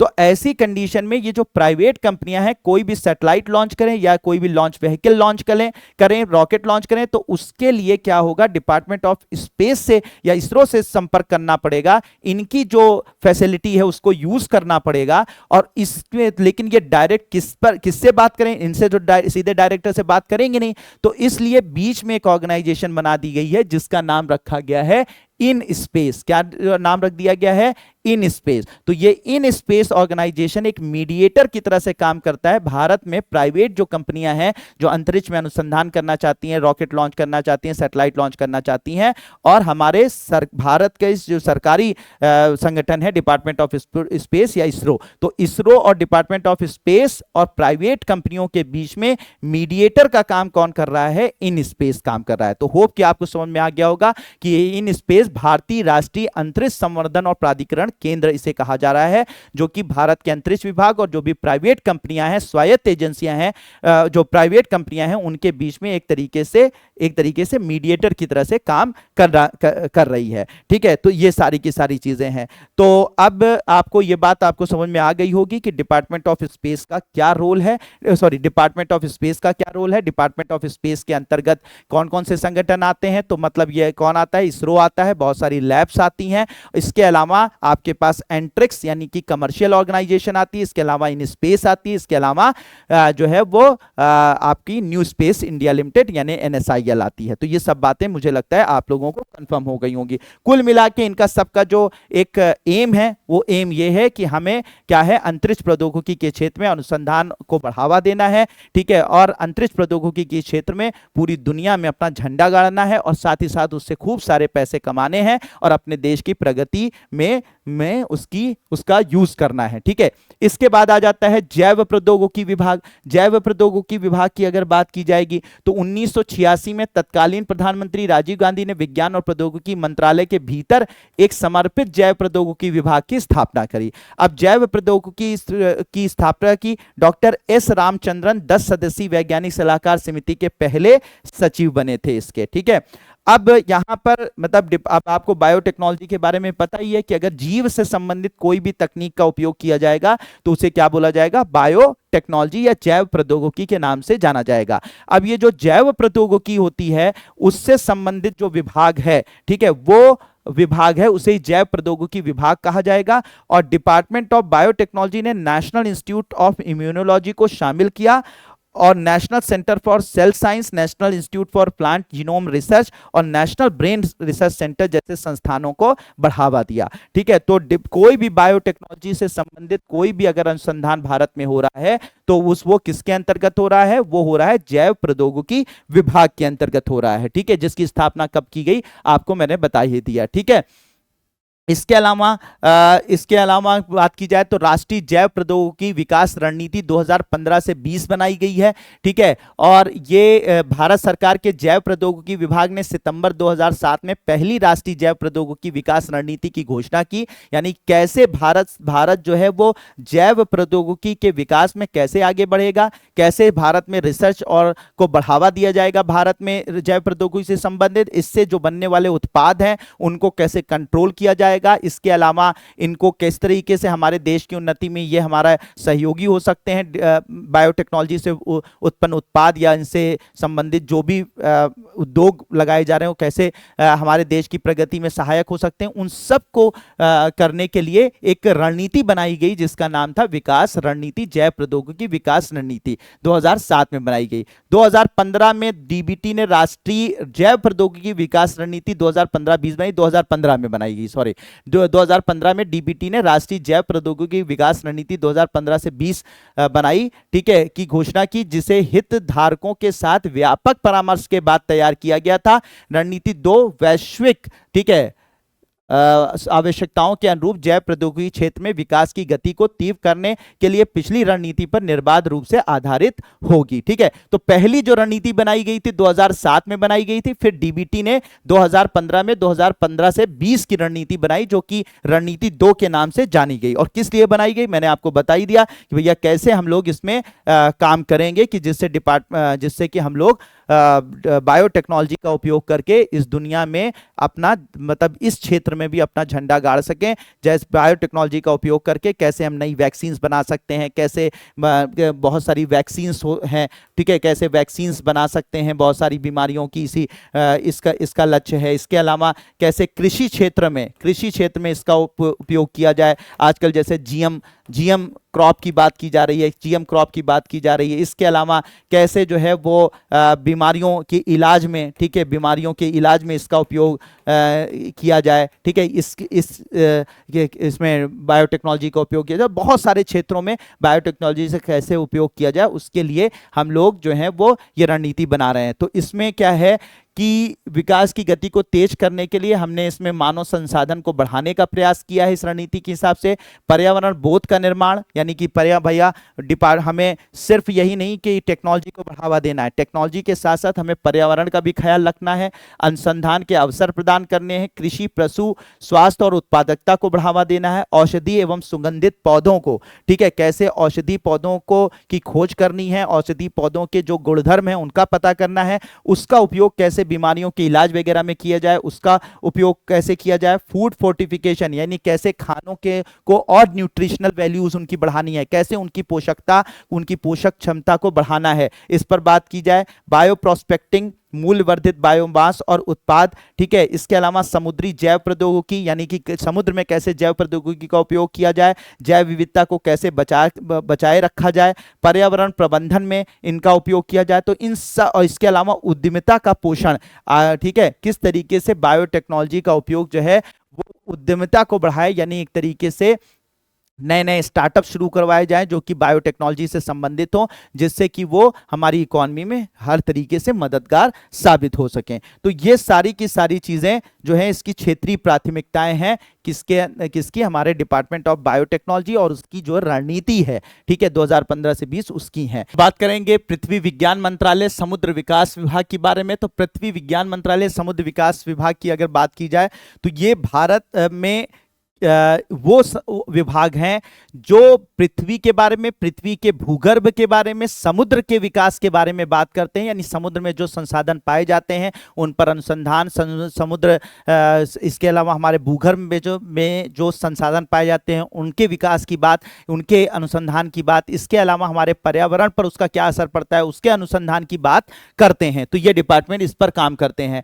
अब इसमें ministry of environmental science, ministry of वो अर्थ साइंस को पहले महासागर विकास विभाग के, यानी कि डिपार्टमेंट ऑफ ओशनिक डेवलपमेंट के नाम से जाना जाता था, जिसे 1981 में सीधे भारत के प्रधानमंत्री के प्रभार के तहत कैबिनेट सचिवालय के एक भाग के रूप में निर्मित किया गया था।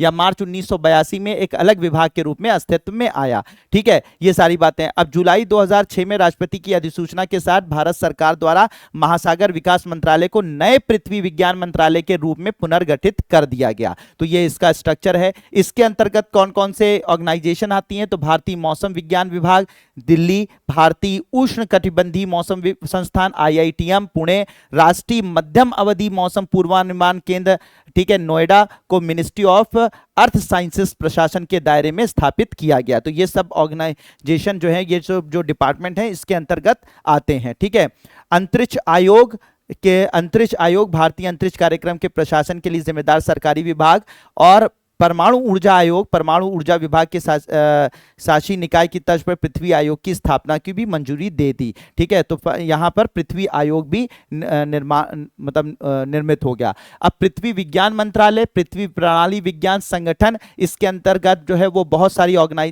सारे जो हैं वो केंद्र आते हैं, सेंटर आते हैं, जिसके बारे में मैंने पहले भी बता दिया। भारत मौसम विज्ञान विभाग दिल्ली में है, ये बात पहले ही बताई जा चुकी है। ठीक है, बताई जा चुकी है कि कौन कौन से ये मिनिस्ट्री ऑफ अर्थ साइंसेस के अंतर्गत आते हैं। विज्ञान और प्रौद्योगिकी को बढ़ावा देने के लिए सरकार द्वारा संचालित नीतियां और योजनाएं कौन कौन सी हैं?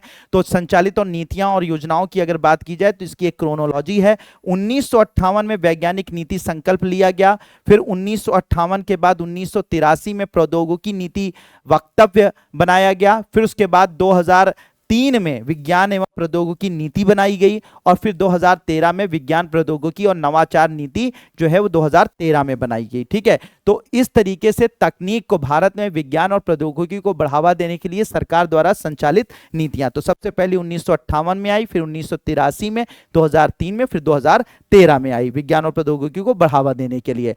तो विज्ञान और प्रौद्योगिकी और नवाचार नीति जो 2013 है, अगर उसकी बात की जाए तो ये जो है वो मतलब जैसे हम मतलब आज के आधुनिक क्षेत्र में किस तरह से विज्ञान और प्रौद्योगिकी का उपयोग किया जाए, कैसे हम जो पर्यावरण में जो बदलाव आ रहे हैं उसके हिसाब से कैसे विज्ञान और प्रौद्योगिकी को बढ़ावा दें, कैसे उसके अनुसंधान को बढ़ावा दें, कैसे उससे निपटने का प्रयास करें। इसके अलावा जो है किस तरीके से हम उपयोग करेंगे, आजकल रोबोटिक्स का क्षेत्र चल रहा है, आर्टिफिशियल इंटेलिजेंस की बात चल रही है, तो उसमें कैसे भारत की रणनीति होनी चाहिए, इन सब जो नई प्रौद्योगिकियां आ रही हैं उनको कैसे अपनाना है, उनसे संबंधित जो भी कह सकते हैं ना कि चैलेंजेस हैं उनको कैसे डील करना है। तो उसके लिए 2013 में जो है विज्ञान और प्रौद्योगिकी नवाचार नीति जो है वो को रखा गया, मतलब बनाया गया। ठीक है, तो अब इसकी विशेषताएं क्या है? इसकी विशेषताएं ये है तीव्र, सतत और समावेशी विकास पर ध्यान देना, मतलब तेजी से होने वाला जो विज्ञान और प्रौद्योगिकी में जो बदलाव आ रहा है,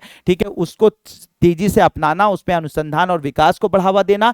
इसके अलावा सतत और समावेशी, वही मैंने बताया ना कि एनवायरनमेंट भी चेंज हो रहा है, विज्ञान और प्रौद्योगिकी के क्षेत्र में आप काम तो कर रहे हैं लेकिन पर्यावरण में भी बदलाव आ रहा है, ठीक है, धरती में भी चेंजेस हो रहे हैं। तो अब उसमें उसके हिसाब से कैसा काम किया जाए कि हमारा पर्यावरण भी बना रहे और साथ ही साथ हम विज्ञान और प्रौद्योगिकी का जो संसाधन है उनके दोहन भी कर सकें, विज्ञान और प्रौद्योगिकी को बढ़ावा भी दे सकें। तो उस पर हमारा केंद्रीय मतलब हमारा ये पूरी की पूरी जो है नवाचार जो नीति है 2013 की वो केंद्रित है। इसके अलावा साइंस एंड टेक्नोलॉजी की पारिस्थितिकी तंत्र को मजबूत करना, यानी इसका उद्देश्य क्या है कि हमारा जो साइंस एंड टेक्नोलॉजी से जो संबंधी या इनोवेशन से संबंधित जो भी पारिस्थितिकी है उस पारिस्थितिकी तंत्र को मजबूत करना, यानी कि उसका पूरा बुनियादी ढांचा तैयार करना, यानी साइंस एंड टेक्नोलॉजी या इनोवेशन से संबंधित जो भी बुनियादी ढांचा है, नए नए जो है प्रयोगशालाएं बनाया, नए नए अनुसंधान केंद्र बनाना, ठीक है, उनसे उनके जो बुनियादी ढांचे उनको प्रोवाइड करना, मानव संसाधन को बढ़ावा देना, यानी साइंस एंड टेक्नोलॉजी के क्षेत्र में जो है वो बीएससी, एमएससी, पीएचडी जो कर रहे हैं बच्चे हैं उनको मोटिवेट करना, उनको जो है वो इकोनॉमिकल सपोर्ट करना, ठीक है, जो ब्रेन ड्रेन हो रहा है, जो यहाँ रिसर्च कर यहाँ पर पढ़ते हैं विदेश में जाकर काम करते हैं उनको रोकना, इस पर काम करना है। वित्त पोषण मैंने बता ही दिया कि उनको वित्त पोषण करना है, उनको पैसे प्रोवाइड करने हैं जिससे कि वो भारत में काम करें, अच्छे से काम करें, सारी जो टेक्नोलॉजी डेवलप करें वो भारत के पास रहें, वरना विदेश में जाके काम करेंगे तो पता लगा सब कुछ जो है पढ़ाया लिखाया बड़ा किया हमने और फिर आकर जो है विदेशियों को फायदा हो रहा है। तो इसको कैसे जो है वो हमारे जो मानव संसाधन है वो भारत में ही रहे, तो इसके लिए जो है नई योजनाएं बनाना, महत्वपूर्ण अनुसंधान एवं विकास क्षेत्रों को प्राथमिकता देना, यानी कि बहुत सारे जैसे कृषि क्षेत्र है, स्वास्थ्य क्षेत्र है, ठीक है, अंतरिक्ष क्षेत्र है, इसके अलावा जो है वो ऊर्जा क्षेत्र है, जल और पर्यावरण क्षेत्र है, इन क्षेत्रों में जो है अपने अनुसंधान को और विकास को बढ़ावा देना। सार्वजनिक निजी भागीदारी, भैया अब प्राइवेट पार्टनर को भी बढ़ावा देना है कि भैया प्राइवेट पार्टनर तुम भी रिसर्च करना चाहते हो तुम भी रिसर्च करो, ठीक है, हम अगर कोई किसी भी तरीके की फैसिलिटी प्रोवाइड करनी होगी तो हम आपको प्रोवाइड करेंगे। जैसे मैंने आपको बताया कि हमने इन स्पेस बनाया, तो हमने इन स्पेस जो बनाया है तो वो इन स्पेस जब बनाया तो उसमें क्या हुआ कि इन स्पेस हमने बनाकर क्या किया, प्राइवेट जो पार्टनर थे उनको हमने अपने साथ जो है गवर्नमेंट जो ऑर्गेनाइजेशन है उनके साथ क्या किया, समन्वय स्थापित करवाया, ठीक है। तो इस तरीके से सार्वजनिक निजी भागीदारी को बढ़ावा देना है, ठीक है। एसटीआई लोगों के लिए, लोग एसटीआई के लिए पर ध्यान केंद्रित करना, ठीक ठीक है, मतलब ज्यादातर जो सार्वजनिक जागरूकता का कार्यक्रम चलाना, जिससे कि लोग साइंस एंड टेक्नोलॉजी इनोवेशन के बारे में बात करें, उसके बारे में चर्चा करें, उसके बारे में प्रयास करें, उसकी भागीदारी को बढ़ाने का काम करें, तो ये सब काम करना है। ठीक है, तो ये सारी की सारी चीजें की जा रही हैं। टेक्नोलॉजी विजन डॉक्यूमेंट 2035 हमने बनाया है। टेक्नोलॉजी यानी 2035 तक हमें कुछ लक्ष्यों को प्राप्त करना है, तो उसके लिए हमने, भारत सरकार ने जो है वो टेक्नोलॉजी विजन डॉक्यूमेंट बनाया है 2035। प्रौद्योगिकी विजन 2035 प्रौद्योगिकी सूचना पूर्वानुमान और मूल्यांकन परिषद द्वारा जारी किया गया है। किसके द्वारा जारी किया गया है? प्रौद्योगिकी सूचना पूर्वानुमान और मूल्यांकन परिषद के द्वारा इसे जारी किया गया है, जो भारत सरकार के विज्ञान और प्रौद्योगिकी विभाग के अंतर्गत स्थित एक स्वतंत्र निकाय है। प्रौद्योगिकी विजन 2035 भारतीयों की सामूहिक आकांक्षाओं, युवाओं की महत्वाकांक्षाओं और 2035 में देश के विकास के साथ भारतीयों की संभावित अपेक्षाओं में से प्रेरणा देता है। वही सब चीजें हैं। 2035 में किस तरह से हम लोग काम करेंगे कि हम अपने अलग अलग क्षेत्रों में जो है वो विज्ञान और प्रौद्योगिकी का उपयोग करके जो है वो ज्यादा से ज्यादा संसाधनों का उपयोग कर सकें। इसके अलावा जो है वो अपने देश को जो भी हमारे भविष्य में होने वाले जो चैलेंजेस हैं उनसे निपट सकें, अपने देश को कैसे हम प्रगति के पथ पर ले जा सकें साइंस एंड टेक्नोलॉजी की मदद लेकर। तो ये सब क्या है, तो इसके बहुत अलग अलग क्षेत्रों में हमें काम करना है। कैसे काम करना, तो ये जो विजन डॉक्यूमेंट बनाया गया है, ये विजन डॉक्यूमेंट जो है कई क्षेत्रों में बात करता है, यानी कई क्षेत्रों में केंद्रित कर मतलब बात करता है कि इन क्षेत्रों में हमें अपने आप को जो है वो डेवलप करना है। जैसे कि 12 प्रौद्योगिकी विकास क्षेत्रों में शिक्षा शामिल है, चिकित्सा विज्ञान शामिल है, स्वास्थ्य देखभाल शामिल है, खाद्य शामिल है, कृषि शामिल है, जल शामिल है, ऊर्जा क्षेत्र शामिल है, पर्यावरण, पर्यावास, परिवहन, बुनियादी ढांचा, विनिर्माण सामग्री और सूचना और संचार प्रौद्योगिकी शामिल है। तो ये 12 प्रौद्योगिकी विकास क्षेत्र हैं जिनमें हमारा ये टेक्नोलॉजी विजन डॉक्यूमेंट 2035 जो है वो केंद्रीकृत है, कि मतलब कि इधर की तरफ ही हमें केंद्रीकृत करके नई नई योजनाएं वगैरह बनानी है, जिससे कि हम इसमें आगे बढ़ सकें। ठीक है, राष्ट्रीय बौद्धिक संपदा अधिकार नीति जो है, आपको मैंने बौद्धिक संपदा अधिकार क्या होते हैं मैंने आपको बता ही दिया कि भैया आपकी बुद्धि से निकले वाली जो संपदा होती है, चाहे किसी फैक्ट्री से निकली हो, किसी रिसर्च सेंटर से निकली हो या आपकी पर्सनल निकली हो, तो कोई भी चीज़ अगर आप बना रहे हैं और आपकी बुद्धि या आपकी बौद्धिक क्षमता से बनी हुई है, तो वो आपकी बौद्धिक क्या कहलाती है? संसाधन कहलाते हैं। और उस बौद्धिक जो भी संसाधन आपके पास है या बौद्धिक जो भी आपका कह सकते हैं कि संपदा है, तो उस पर जो अधिकार आपका होना चाहिए या जिस इंस्टीट्यूट या जिस सेंटर द्वारा वो बनाया गया उसका होना चाहिए, कोई उसकी चोरी ना कर सके। तो इसी ही बौद्धिक संपदा अधिकार बोलते हैं। तो इसकी भारत में राष्ट्रीय बौद्धिक संपदा अधिकार नीति 2016 को देश में आईपीआर के भविष्य के विकास का मार्गदर्शन करने के लिए एक विजन दस्तावेज के रूप में अपनाया गया। इसकी निम्नलिखित उपलब्धियां क्या क्या रही हैं? ठीक है, कॉपीराइट अधिनियम 1957 और semiconductor integrated circuit layout design अधिनियम 2000 का प्रशासन औद्योगिक नीति और संवर्धन विभाग को स्थानांतरण कर दिया गया है। इसने ठीक है, मतलब कुल मिलाकर संस्थागत तंत्र को सुदृढ़ बनाना। तो इसका जो राष्ट्रीय बौद्धिक संपदा अधिकार नीति है, मतलब संस्था, मतलब कहां पर आप जाकर अगर कोई भी चीज अगर इनोवेट करते, कोई चीज बनाते हैं, कोई आविष्कार करते हैं, कोई इनोवेशन करते हैं, तो कहां पर जाकर आप अपने अधिकारों को सुरक्षित कर सकते हैं, कहां पर रजिस्ट्रेशन आप करा लीजिए जिससे कि आपकी चीज आपकी रहे, कोई उसको चोरी ना कर पाए। तो उसके लिए संस्थागत तंत्र को सुदृढ़ बनाया गया है। इसके अलावा फाइलिंग में वृद्धि की गई है। मतलब क्या है कि हर महीने पेटेंट को या फिर इस तरीके से जो आप कॉपीराइट को, इनकी फाइलिंग में लगातार वृद्धि हुई है। लगातार मतलब लोगों को आमंत्रित किया गया, लोगों के अंदर अवेयरनेस मतलब बढ़ाई गई है, जिससे कि अगर वो कुछ नया बनाते हैं तो आकर अपनी फाइलिंग करें, मतलब अपना पेटेंट जो है फाइल करें, और वो पेटेंट जितनी जल्दी फाइल होगा, जितनी जल्दी उस पर विचार होगा, उतना ज्यादा उनके बौद्धिक संपदा अधिकार जो है सुरक्षित रह पाएगा। तो फाइलिंग में वृद्धि की गई है। 2017-18 की अवधि की तुलना में 2018-19 के पहले 8 महीनों में पेटेंट फाइलिंग में लगभग 7% की वृद्धि रही है। ठीक है, इस अवधि में ट्रेडमार्क फाइलिंग में लगभग 28% तक की वृद्धि देखी गई है।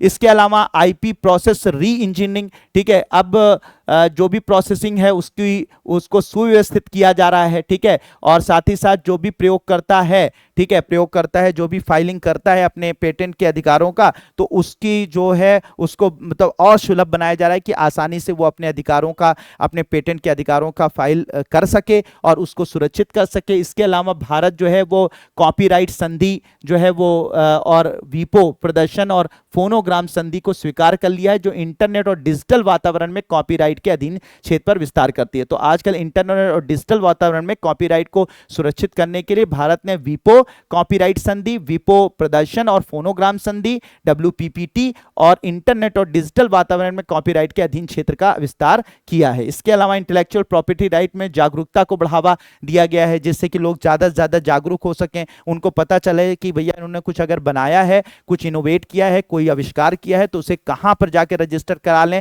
जिससे कि उनके बौद्धिक संपदा को सुरक्षित रखा जा सके। तो उस पर काम किया गया है। स्कूल पाठ्यक्रम में IPR को बढ़ावा दिया गया। स्कूल पाठ्यक्रम में भी IPR यानी इंटेलेक्चुअल प्रॉपर्टी राइट से जुड़े हुए मुद्दों को पढ़ाया जा रहा है, जिससे कि बच्चे भी उसके लिए अवेयर हो सकें। प्रौद्योगिकी और नवाचार सहायता केंद्र बनाए जा रहे हैं। कहीं पर भी इस तरीके से अगर कहीं पर भी अगर एग्जीबिशन लगाई जाती है तो वहां पे IPR से जुड़े हुए मामलों के बारे में बताया जाता है, जिससे कि वहां के लोग जो हैं वो जुड़ सकें और अपने अधिकारों को जान सकें। पुलिस के लिए IPR परिवर्तन टूल किट, ठीक है, पुलिस के लिए भी IPR परिवर्तन टूल किट बनाई गई है, जिससे कि पुलिस को भी अवेयरनेस हो सके कि अगर कभी भी उसके पास कोई कंप्लेन आए IPR से जुड़ा हुआ, इंटेलेक्चुअल प्रॉपर्टी राइट से जुड़ा हुआ, तो वो उसका समाधान आसानी से कर सके। इसके अलावा बौद्धिक संपदा अधिकारों का एक निजी अधिकार है, जिससे संबंधित IP के मालिक द्वारा लागू और प्रयोग किया जाता है कानूनी क्षेत्रों में। सही, वो वही वाली बात बताई जो मैंने आप लोगों को बताया है,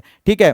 तो मतलब क्या होता है वही बात यहां पे लाजमी है। तो ये सब चीजें इसके अंतर्गत की गई हैं। अब भारत में साइंस एंड टेक्नोलॉजी से जुड़ी जो योजनाएं हैं और कार्यक्रम हैं, अगर उनकी मैं बात करूं तो अटल इनोवेशन मिशन चलाया गया है। अटल इनोवेशन मिशन देश में नवाचार का मतलब इनोवेशन, कोई नई चीज अगर आप बनाते हैं तो इसे नवाचार कहा जाता है, और उद्यमिता की संस्कृति को बढ़ावा देने के लिए भारत सरकार की प्रमुख पहल है और इसे वर्ष 2016 में स्थापित किया गया था। तो मतलब अटल इनोवेशन मिशन जो है वो देश में नवाचार और उद्यमिता की संस्कृति को बढ़ावा के, यानी उद्यम को, यानी कि आप नई चीज बनाएं, ठीक है, उस नई चीजों से कुछ उत्पाद बनाएं और उस उत्पाद को जो है बाजार में कैसे बेचें, ठीक है, बेचें, नई नई टेक्नोलॉजी डेवलप करें, ठीक है, उन टेक्नोलॉजी का उपयोग करके कैसे आप चीजों को जो है वो मतलब कैसे जो है वो सामाजिक या फिर हमारे देश के विकास में किस तरीके से वो मददगार साबित हो। तो इन सब चीजों को बढ़ावा देने के लिए अटल इनोवेशन मिशन बनाया गया है। 2016 में से शुरुआत की गई थी। इसके जो उद्देश्य हैं, देश में नवाचार यानी नई नई जो चीजें बनाई जा रही हैं, नवाचार, पारिस्थितिकी तंत्र की निगरानी के लिए छत्र संरचना का निर्माण करना है, विभिन्न हितधारकों के लिए मंच और सहयोग के अवसर प्रदान करना है, यानी जो भी नई नई चीजें बन रही हैं, नए नए आविष्कार करता है, जो आविष्कार कर रहे हैं, नई बातें, उनको एक मंच प्रोवाइड करना, नवाचार श्रृंखला में विभिन्न हितधारकों द्वारा अपनाई जाने वाली सर्वोत्तम और नवीन प्रथाओं का अध्ययन करना और सुझाव देना, नीति आयोग और विभिन्न सरकारी विभागों और संगठनों को नीतिगत इनपुट प्रदान करना, यह सब इसका काम होता है। इसके अलावा सरकार को नवाचार चुनौतियों और वित्त पोषण तंत्र बनाने में जागरूकता बढ़ाना और ज्ञान इनपुट प्रदान करना, अर्थव्यवस्था के विभिन्न क्षेत्रों में नवाचार को बढ़ावा देने के लिए नए कार्यक्रम और नीतियां विकसित करना, ये सब जो है वो अटल मिशन, जो अटल इनोवेशन मिशन है, इसके मुख्य उद्देश्य रहे हैं। फिर उसके बाद इंस्पायर योजना चलाई गई है। इंस्पायर योजना का फुल फॉर्म होता है innovation in science pursuit for inspired research कार्यक्रम कहा गया है। इसमें क्या होता है कि जो प्रतिभाशाली और मेधावी छात्र हैं विज्ञान विषयों को, उनको क्या करना है, मानव संसाधन विकास के लिए, अनुसंधान और विकास में करियर बनाने के लिए आकर्षित, प्रेरित, पोषित और प्रशिक्षित करना, जिससे देश में अनुसंधान एवं विकास मानव संसाधन के आधार पर विस्तार हुआ सके। मतलब कुल मिला के यह है कि जो भी बच्चे इंस्पायर योजना के अंदर पहले भी बात की जा चुकी है, इस योजना के अंतर्गत हम जो साइंस एंड टेक्नोलॉजी के क्षेत्र में जो भी अच्छा कर रहे स्टूडेंट होते हैं, स्कूल में स्टूडेंट होते हैं, कॉलेज में स्टूडेंट होते हैं, उनको हम छात्रवृत्ति प्रदान करते हैं उनको जो उनके पढ़ाई का जो खर्च होता है उसको उठाते हैं, उनको जो है हम जो है वो एक तरीके से कह सकते हैं कि उनको हम बहुत सारी फेलोशिप प्रोवाइड करते हैं, उनको बहुत सारी जो है वो रोजगार के अवसर प्रोवाइड करते हैं कि जिससे कि वो मोटिवेट रहें। ऐसा ना हो जाए कि वो साइंस एंड टेक्नोलॉजी में बहुत बेहतर कर रहे हैं तो साइंस एंड टेक्नोलॉजी को छोड़कर किसी दूसरी फील्ड में ना चले जाए, क्योंकि उनकी जो फील्ड है जिसमें उनका इंटरेस्ट है, जिसमें वो अच्छा कर रहे हैं, वो फील्ड वही है, ठीक है वही है। तो अब उसको छोड़कर किसी दूसरे में चले जाएंगे तो क्या होगा, उनका जो क्षमता है उसका जो है वो सही से उपयोग नहीं किया जा पाएगा। तो इसलिए वो अपने ही क्षेत्र में, अगर साइंस एंड टेक्नोलॉजी में उनका इंटरेस्ट है, बहुत बेहतर वो कर सकते हैं, तो वो उसी क्षेत्र में अपना रिसर्च, अपना काम, अपनी पढ़ाई करें, अपने रिसर्च करें, जिससे कि उनकी क्षमता का बढ़िया से उपयोग हो पाए और वो फ्यूचर में हमारे देश के लिए, इस समाज के लिए बहुत ही ज्यादा जो है वो कुछ बड़ा काम कर सकें। तो इसके लिए उनको मोटिवेट रखना है, उनको मोटिवेट रखने के लिए उनको क्या करना है, उनको इनाम देना है, उनको जो है वो स्कॉलरशिप देनी है, उनको जो है वो फेलोशिप देनी है, ठीक है, जिससे कि उनकी पढ़ाई या उनके रिसर्च में किसी भी तरीके का जो है रुकावट ना हो सके। तो इसीलिए इंस्पायर योजना की शुरुआत की गई, ठीक है, इंस्पायर योजना की शुरुआत की गई। इसके अलावा एक प्रोग्राम है इम्प्रिंट। इम्प्रिंट कहा गया है अनुसंधान, नवाचार और प्रौद्योगिकी को प्रभावित करना, ठीक है, इम्प्रिंट। तो इम्प्रिंट इंडिया भारत के लिए प्रासंगिक 10 प्रौद्योगिकी डोमेन में प्रमुख इंजीनियरिंग और प्रौद्योगिकी चुनौतियों को हल करने के लिए, अनुसंधान के लिए तथा एक रोड मैप विकसित करने के लिए पैन आईआईटी और आईआईएससी की संयुक्त पहल है।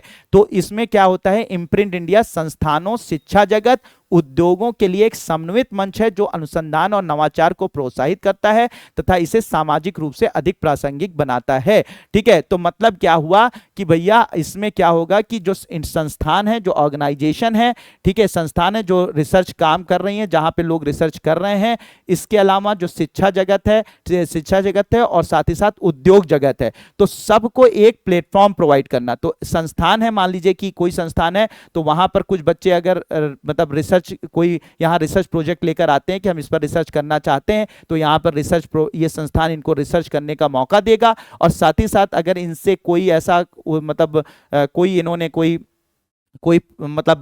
कोई आविष्कार कर दिया, तो अब ये आविष्कार कैसे समाज में पहुंचे, कैसे उसका उपयोग जो है समाज में या देश की प्रगति में हो सके, तो उसके लिए जो ये कह सकते हैं उद्योग जगत है, ये इन संस्थानों के संपर्क में रहता है। तो मान लीजिए यहाँ पर छात्र हैं, छात्र कुछ अनुसंधान करना चाहते हैं, तो संस्थान उनको छात्रों को अनुसंधान करने का मौका देगा, और इधर उद्योग जगत से भी संपर्क रखेगा कि अगर इन छात्रों ने कोई नया प्रोडक्ट बना दिया जो औद्योगिक क्षेत्र में क्रांति ला सकता है, तो आप इन छात्रों को इतना इस तरीके से पेमेंट या किसी भी तरीके से आप मदद करेंगे, ठीक है, मदद करेंगे, या फिर उनको इसका एवरेज में ये चीजें देंगे। तो इधर क्या हुआ, छात्रों का भला हुआ कि इनको एक संस्थान मिल गया रिसर्च करने के लिए, उद्योगों का भला हुआ कि नई टेक्नोलॉजी इनको मिल गई, और ये संस्थान ने क्या काम किया कि और ये उद्योगों को जब ये टेक्नोलॉजी मिल गई, जिससे कि हमारा समाज और हमारे देश का विकास हुआ। तो इस तरीके से छात्रों और उद्योगों के बीच में उद्योगों और संस्थानों का एक प्लेटफॉर्म प्रोवाइड करने का काम की इसमें किया गया है, इम्प्रिंट के अंतर्गत किया गया है, जिससे क्या हो सके कि सब चीजें, भाई बहुत सारे छात्रों के अंदर बहुत सारी इनोवेटिव चीजें होती हैं कि भैया वो इनोवेशन कर सकते हैं, लेकिन उनको संस्थान नहीं मिलते हैं। संस्थान मिल जाते हैं तो पता लगा कि वो संस्थान मिल गए तो उद्योग उनका भाई बना तो लिया, लेकिन वो उद्योग मतलब जो औद्योगिक जो कह सकते हैं कंपनियां हैं, फैक्ट्रियां हैं, वो उसका उपयोग सही ढंग से नहीं कर पाए, उनको पता ही नहीं कुछ ऐसा आविष्कार हुआ है। तो इन सबको एक प्लेटफॉर्म प्रोवाइड करने का काम इम्प्रिंट किया गया है। तो जिन 10 क्षेत्रों को चिन्हित किया गया है इम्प्रिंट के अंदर, उसमें स्वास्थ्य देखभाल, बीमारी के इलाज के लिए तस्वीरें लेना, आईसीटी का उपयोग करना, कंप्यूटर और आईटी, डेटा सुरक्षा, बिग डेटा है, सौर ऊर्जा और नवीकरणीय ऊर्जा और हाइब्रिड मॉडल, नैनो प्रौद्योगिकी, हार्डवेयर, जल संसाधन एवं नदी प्रणाली, उन्नत सामग्री विनिर्माण, सतत आवास और शहरी नियोजन, सस्ते सतत स्थानीय आवास, पर्यावरण एवं जलवायु परिवर्तन से संबंधित, रक्षा, मानव रहित उपकरण, स्मार्ट सेंसर, पोर्टेबल स्वास्थ्य देखभाल, ये सब। तो ये सब जो क्षेत्र हैं, इन क्षेत्रों में इम्प्रिंट इंडिया काम कर रही है। फिर निधि नवाचार के विकास और उपयोग के लिए राष्ट्रीय पहल निधि शुरू किया गया। इसका फुल फॉर्म क्या है? नवाचार और विकास और उपयोग के लिए राष्ट्रीय पहल।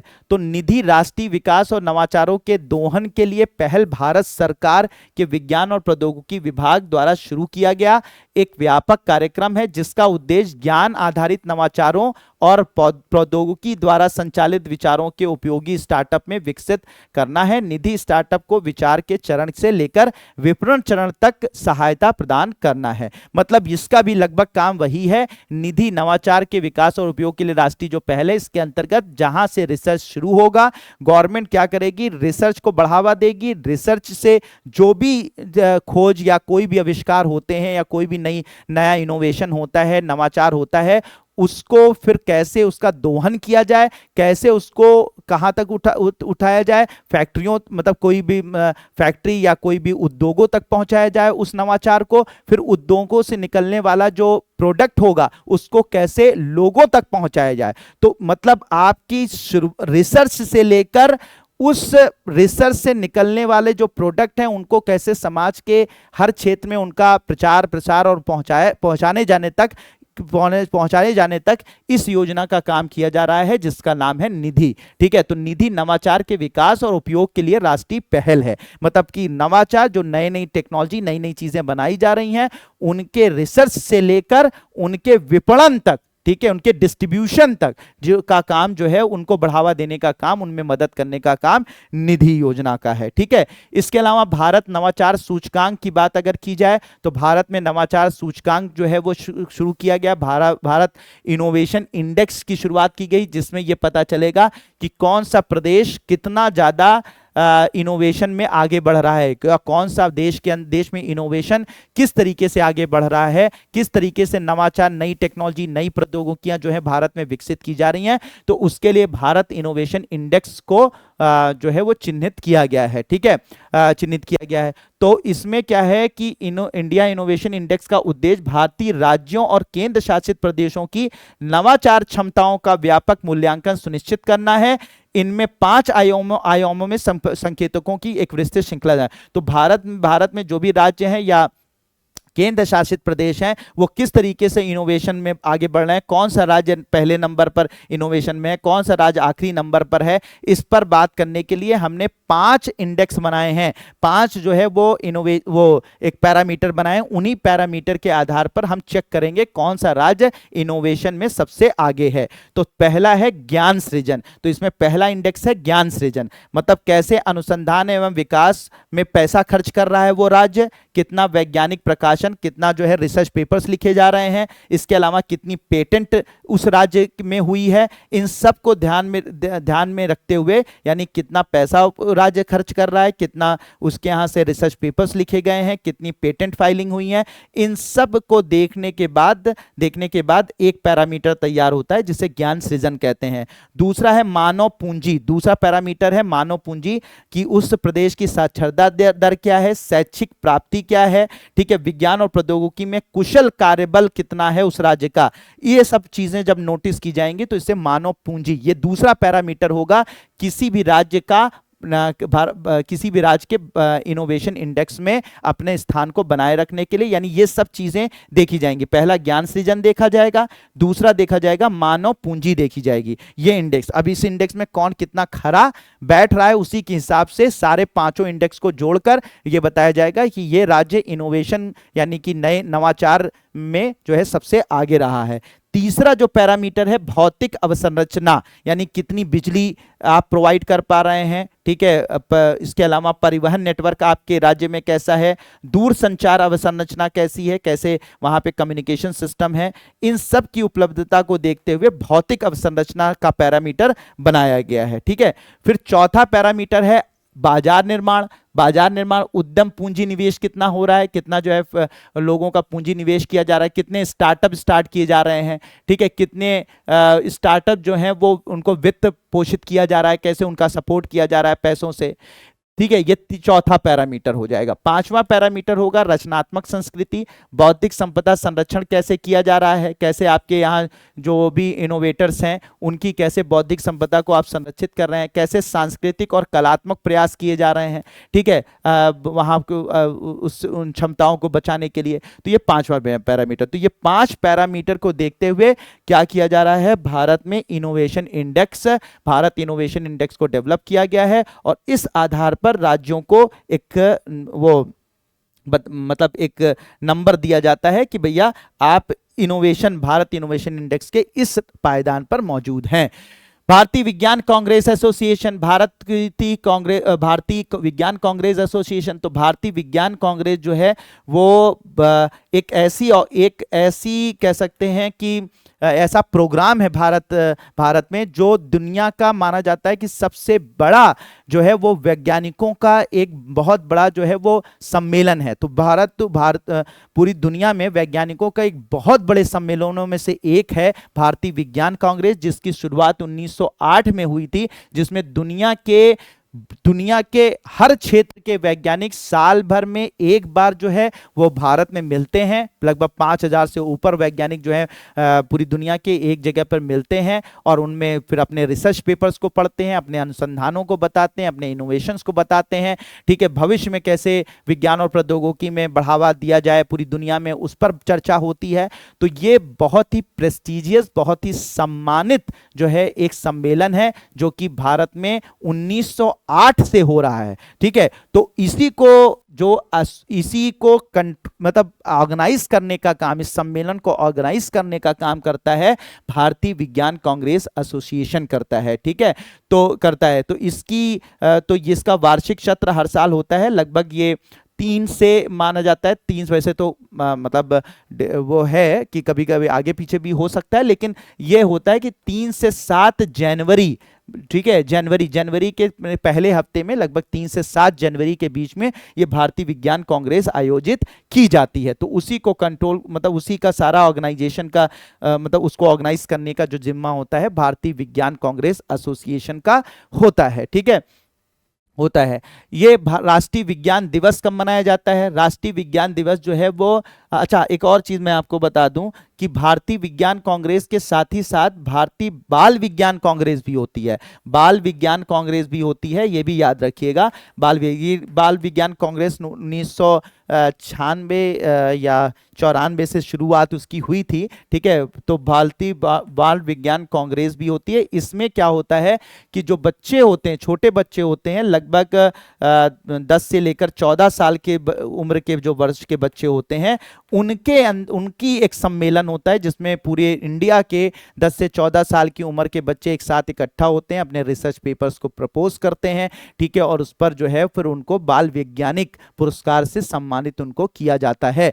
तो वो बाल वैज्ञानिक पुरस्कार से उनको सम्मानित किया जाता है और वो होती है 27 से 31 दिसंबर को होती है, 27 से 31 दिसंबर। तो जहां पर भारतीय विज्ञान कांग्रेस होती है वहीं आसी पास जो है भारतीय राष्ट्रीय बाल विज्ञान कांग्रेस भी होती है, जहां पर ये बच्चों की कांग्रेस होती है और बहुत सारे बच्चे नए नए इनोवेटिव आइडियाज के साथ वहां अपने आप को रिप्रेजेंट करते हैं, ठीक है। तो और उन बच्चों को बाल वैज्ञानिक पुरस्कार दिए जाते हैं। तो 10 से 14 साल की उम्र के बच्चे होते हैं और उनको ये दिया जाता है, ठीक है। अब राष्ट्रीय विज्ञान दिवस जो है वो 28 फरवरी को मनाया जाता है, ठीक है। 1928 में इसी दिन रमन प्रभाव की खोज में सीवी रमन को नोबेल पुरस्कार मिला था। पहले एशियाई थे जिन्होंने विज्ञान के क्षेत्र में नोबेल पुरस्कार मिला था, ठीक है, सीवी रमन को। तो सीवी रमन को इसी दिन 28 फरवरी को ही नोबेल प्राइज मिला था। तो उसी नोबेल प्राइज की याद में भारत में राष्ट्रीय विज्ञान दिवस मनाया जाता है, ठीक है। कब मनाया जाता है? 28 फरवरी को मनाया जाता है, ठीक है। और किसकी याद में मनाया जाता है? सीवी रमन के जिस दिन उनको नोबेल प्राइज मिला था उसकी याद में मनाया जाता है, ठीक है। तो ये बात याद रखिएगा। तो इसमें बहुत सारी प्रदर्शनियां वगैरह लगाई जाती हैं, देश भर में बहुत सारे कार्यक्रम होते हैं, ठीक है, लेक्चर्स आयोजित किए जाते हैं, एग्जीबिशंस लगाई जाती हैं, ठीक है, स्कूल्स में, कॉलेज में, यूनिवर्सिटीज में ये सब काम होते हैं। भारतीय चिकित्सा अनुसंधान परिषद आईसीएमआर और इसकी रणनीतिक योजना और एजेंडा 2030। तो 5 प्रमुख, तो ये जो चिकित्सा अनुसंधान परिषद जो है वो चिकित्सा के क्षेत्र में अनुसंधान करने का काम करती है, रिसर्च करने का काम करती है, जिससे कि हमारे चिकित्सा के क्षेत्र में जो है वो नए नए जो है तकनीक आ सके, नए नए बीमारियों का इलाज खोजा जा सके। तो उसमें उसके लिए ये भारतीय चिकित्सा अनुसंधान काम करती है। 1911 में ये स्थापित हुई थी, ठीक है, हुई थी। अनुसंधान की पहल, नीति मार्गदर्शन और क्षमता निर्माण प्रयासों के माध्यम से ये काम करती है, ठीक है। आईसीएमआर की रणनीतिक योजना और एजेंडा 2030 5 प्रमुख स्तंभों पर ध्यान केंद्रित करता है, ठीक है। 5 प्रमुख कौन कौन से क्षेत्र हैं? स्वास्थ्य अनुसंधान क्षमता को सुदृढ़ करना, यानी स्वास्थ्य अनुसंधान, हेल्थ से संबंधित जो रिसर्च है उसको बढ़ावा देना, डेटा सिस्टम को तर्क संगत बनाना और आसान पहुंच अनुसंधान प्लेटफॉर्म प्रदान करना। तो डेटा सिस्टम की मदद से, यानी कि जो भी डेटा प्रोवाइड हो रहे हैं किसी बीमारी का या किसी भी वैक्सीन का, तो जो डेटा हमें प्राप्त हो उस डेटा के आधार पर हमें नए नए उन डेटा के आधार पर हमें बीमारियों का सही इलाज, सही तरीके से इलाज खोजना, नई तकनीकों का विकास करना, यह भी इसका दूसरा लक्ष्य है। इसके अलावा पारंपरिक चिकित्सा का लाभ उठाना। भारत में जो पारंपरिक चिकित्सा है, आयुर्वेदा है, हमारे यहाँ जो यूनानी है या सिद्धा है या जो है वो और भी होम्योपैथिक है, उसका उपयोग करके जो है वो चिकित्सा को बढ़ावा देना। चौथा है कार्यक्रम कार्यान्वयन को सुदृढ़ बनाना। कोई भी राष्ट्रीय स्वास्थ्य कार्यक्रम भारत में हो रहे हैं, जैसे कि हमारा यूनिवर्सल इम्यूनाइजेशन प्रोग्राम है, ठीक है, यानी इम्यूनाइजेशन यानी कि टीकाकरण कार्यक्रम है, सार्वभौमिक टीकाकरण, उसको बढ़ावा देना। जो भी स्वास्थ्य से संबंधित कोई भी अगर कार्यक्रम भारत में हो रहे हैं तो उसको बढ़ावा देने का काम, उसके क्रियान्वयन को जो है सुदृढ़ बनाने का काम किया जाना चाहिए। और पांचवा ये है कि एविडेंस बेस्ड जो है वो पॉलिसी बनाना। एविडेंस बेस्ड पॉलिसी का मतलब ये होता है कि जो भी नई नई चीज़ें आ रही हैं, नई नई चैलेंजेस भारत के सामने जो हैं वो आ रहे हैं चिकित्सा के क्षेत्र में, तो उनको देखते हुए पॉलिसी में बदलाव करना या पॉलिसी को बनाना। तो ये 5वां जो है एक स्तंभ है जो हमारे आईसीएमआर यानी कि भारतीय चिकित्सा अनुसंधान परिषद की जो रणनीतिक योजना और एजेंडा 2030 है, ठीक है। तो ये इसके साथ है। अब भारत में स्टेम शिक्षा की अगर बात की जाए तो स्टेम शिक्षा जिसमें विज्ञान और प्रौद्योगिकी, इंजीनियरिंग और गणित शामिल है। तो स्टेम का मतलब होता है science, technology, engineering and mathematics, ठीक है। तो भारत के भविष्य नवाचार को बढ़ावा देने के लिए, आर्थिक विकास को गति देने और महत्वपूर्ण चुनौतियों से निपटने के लिए ये स्टेम शिक्षा को बढ़ावा दिया जा रहा है, ठीक है। इसमें क्या है कि 2021-22 में 2.86 करोड़ से अधिक छात्र नामांकित किए गए हैं, ठीक है। और विश्व स्तर पर तीसरे स्थान पर स्टेम स्नातक की अगर बात की जाए, यानी science, technology, engineering and mathematics के क्षेत्र में भारत जो है वो तीसरे नंबर पर है, जो कि इस स्टेम के क्षेत्र में उसने स्नातक यानी ग्रेजुएट तैयार किए हैं, ठीक है। स्टेम पीएचडी विद्वानों की संख्या दोगुनी हो गई है। अटल इनोवेशन मिशन जैसी सरकारी पहल ने युवाओं के मध्य नवाचार और उद्यमिता की संस्कृति को बढ़ावा दिया है, ठीक है। भारत में स्टेम में महिलाओं का भी बड़ा योगदान है, यानी science, technology, engineering and mathematics में महिलाओं का भी बड़ा योगदान है, ठीक है। अब बहुत ज्यादा महिलाएं भी इसमें पार्टिसिपेट कर रही हैं। स्टेम शिक्षा में महिलाओं की भागीदारी लगातार बढ़ रही है, कुछ क्षेत्रों में 40% से अधिक पहुंच गई है।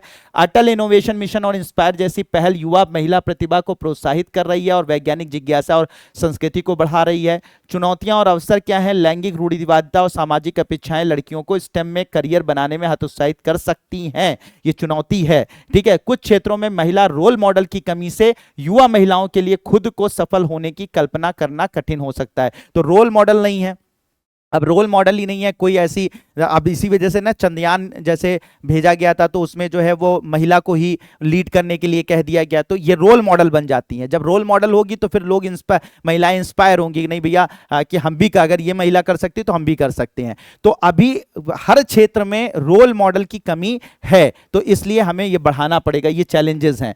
गुणवत्तापूर्ण शिक्षा और संसाधनों तक असमान पहुंच है, यानी कि महिलाओं तक अभी उस तरह से शिक्षा नहीं पहुंच रही। रही हो तो वो कह दिया जाता है कि भैया तुम होम साइंस ले लो, ठीक है, वो साइंस ना लेकर होम साइंस ले लो। लड़कियों को कहा जाता है तुम बीए कर लो, बीएससी मत करो। तो ये जो हतोत्साहित किया जाता है, ये भी चुनौतियां हमारे देश में महिलाओं के सामने हैं। सरकार द्वारा किए गए क्या प्रयास हैं महिलाओं को स्टेम की शिक्षा में बढ़ावा देने के लिए? शिक्षा और छात्रवृत्ति प्रदान की जा रही है, ठीक है, महिला छात्रों को विशेष शिक्षा वो छात्रवृत्ति प्रदान की जा रही है। इसके अलावा किरण पोषण के माध्यम से ज्ञान भागीदारी अनुसंधान उन्नति योजना चलाई गई है, जिसमें महिला वैज्ञानिकों के लिए फेलोशिप और अनुसंधान के अवसर प्रदान करती है, जिनमें करियर ब्रेक होने वाली महिलाएं भी शामिल है। अगर कोई भी महिला की शादी हो गई और पढ़ाई उसकी रुक गई तो उसको भी प्रोत्साहित किया जा रहा है कि तुम फिर से पढ़ाई करके और science and technology, engineering, mathematics में आगे बढ़ सकती हो। विज्ञान ज्योति योजना चलाई गई है, ग्रामीण पृष्ठभूमि की प्रतिभाशाली लड़कियों को परामर्श और वित्तीय सहायता के माध्यम से विज्ञान की शिक्षा और कैरियर में बनाने की सहायता करनी है। नीतियां और बुनियादी ढांचा बनाया जा रहा है। अतिरिक्त सीटें भारतीय प्रौद्योगिकी संस्थान आईआईटी में जैसे प्रतिष्ठित संस्थानों में स्नातक कार्यक्रमों में महिलाओं के लिए आरक्षित सीटें बनाई जा रही हैं। मतलब आईआईटी में जो है वो फीमेल्स के लिए एक अलग आरक्षित सीटों को आरक्षित किया जा रहा है, जिससे कि लड़कियां जो है ज्यादा से ज्यादा जो है वो इंजीनियरिंग वगैरह कर सकें। लचीली कार्य व्यवस्था बनाई जा रही है। बाल देखभाल जिम्मेदारियों के साथ महिला वैज्ञानिकों का समर्थन करने के लिए लचीली कार्य व्यवस्था लागू करने के लिए सरकारी एजेंसियों और अनुसंधान संस्थानों को प्रोत्साहित किया जा रहा है। मतलब कहीं पर भी कोई रिसर्च लैब है और कोई लड़की, मान लीजिए कि उसके बच्चे हैं, तो क्या किया जाए, तो वहां पे क्रेच बना दिया जाता है, जिससे कि बच्चे वो अपने क्रेच में रख दें। वहां पे एक दीदी होंगी जो उसको देखेंगी बच्चों को, और तब आप अपना रिसर्च करिए। और फिर उसके बाद और मतलब अपने ऑफिस के बगल में या रिसर्च स्टेशन के बगल में ही होगा, तो बच्चे को वो देखभाल भी कर सकती हैं, देख भी सकती हैं। तो इससे क्या होता है कि जो महिलाओं के इस क्षेत्र में आगे बढ़ने में जो ये मतलब परिवार और भी मैनेज हो जाता है और साथ ही साथ उनका रिसर्च भी चलता रहता है। विज्ञान और प्रौद्योगिकी उद्यमिता पार्क स्टेप योजना बनाई गई है। स्टेम क्षेत्रों में महिला उद्यमियों को इंक्यूबेशन और वित्तीय सहायता प्रदान की जा रही है। मतलब जो महिला वैज्ञानिक हैं उनको इंक्यूबेट बताया जाता है कि भैया जो तुम रिसर्च कर रही हो इसका उपयोग कैसे तुम कर सकती हो, कैसे इसका उपयोग जो है वो मतलब कैसे उपयोग कर सकती हो, तुम कैसे स्टार्टअप खोल सकती हो। साथ ही साथ अगर स्टार्टअप कोई अगर फैक्ट्री तुमसे, कोई कंपनी, कोई भी उद्योग जो है वो तुमसे तो आपका इनोवेशन मांगते हैं तो कैसे उनको डील करना है, तो ये सब भी उनको बताया जा रहा है। महिला प्रौद्योगिकी पार्क बनाए जा रहे हैं। महिलाओं के नेतृत्व वाले प्रौद्योगिकी स्टार्टअप के लिए बुनियादी ढांचा और सहायता प्रणाली तैयार की जा रही है, ठीक है। तो ये सब चीजें महिलाओं के लिए स्टेम शिक्षा में की जा रही हैं। तो होप कि ये सारी की सारी जो योजनाएं हैं भारत सरकार की, या भारत में किस तरीके से साइंस एंड टेक्नोलॉजी को बढ़ावा दिया जा रहा है, कैसे उसमें पूरे ओवरऑल कैसे बढ़ावा दी जा रहा है, महिलाओं की कैसे भागीदारी, कैसे चैलेंजेस हैं, कैसे उसको प्रमोट किया जा रहा है, इन सब पे ये चैप्टर था। होप कि आप लोगों को इस पूरे के पूरे चैप्टर में, जो इस क्लास में, इस लेक्चर में बहुत सारी जानकारियां आपको मिली होंगी। तो आगे हम लोग मिलते हैं नेक्स्ट लेक्चर में। तब तक के लिए thank you so much and may God bless you all.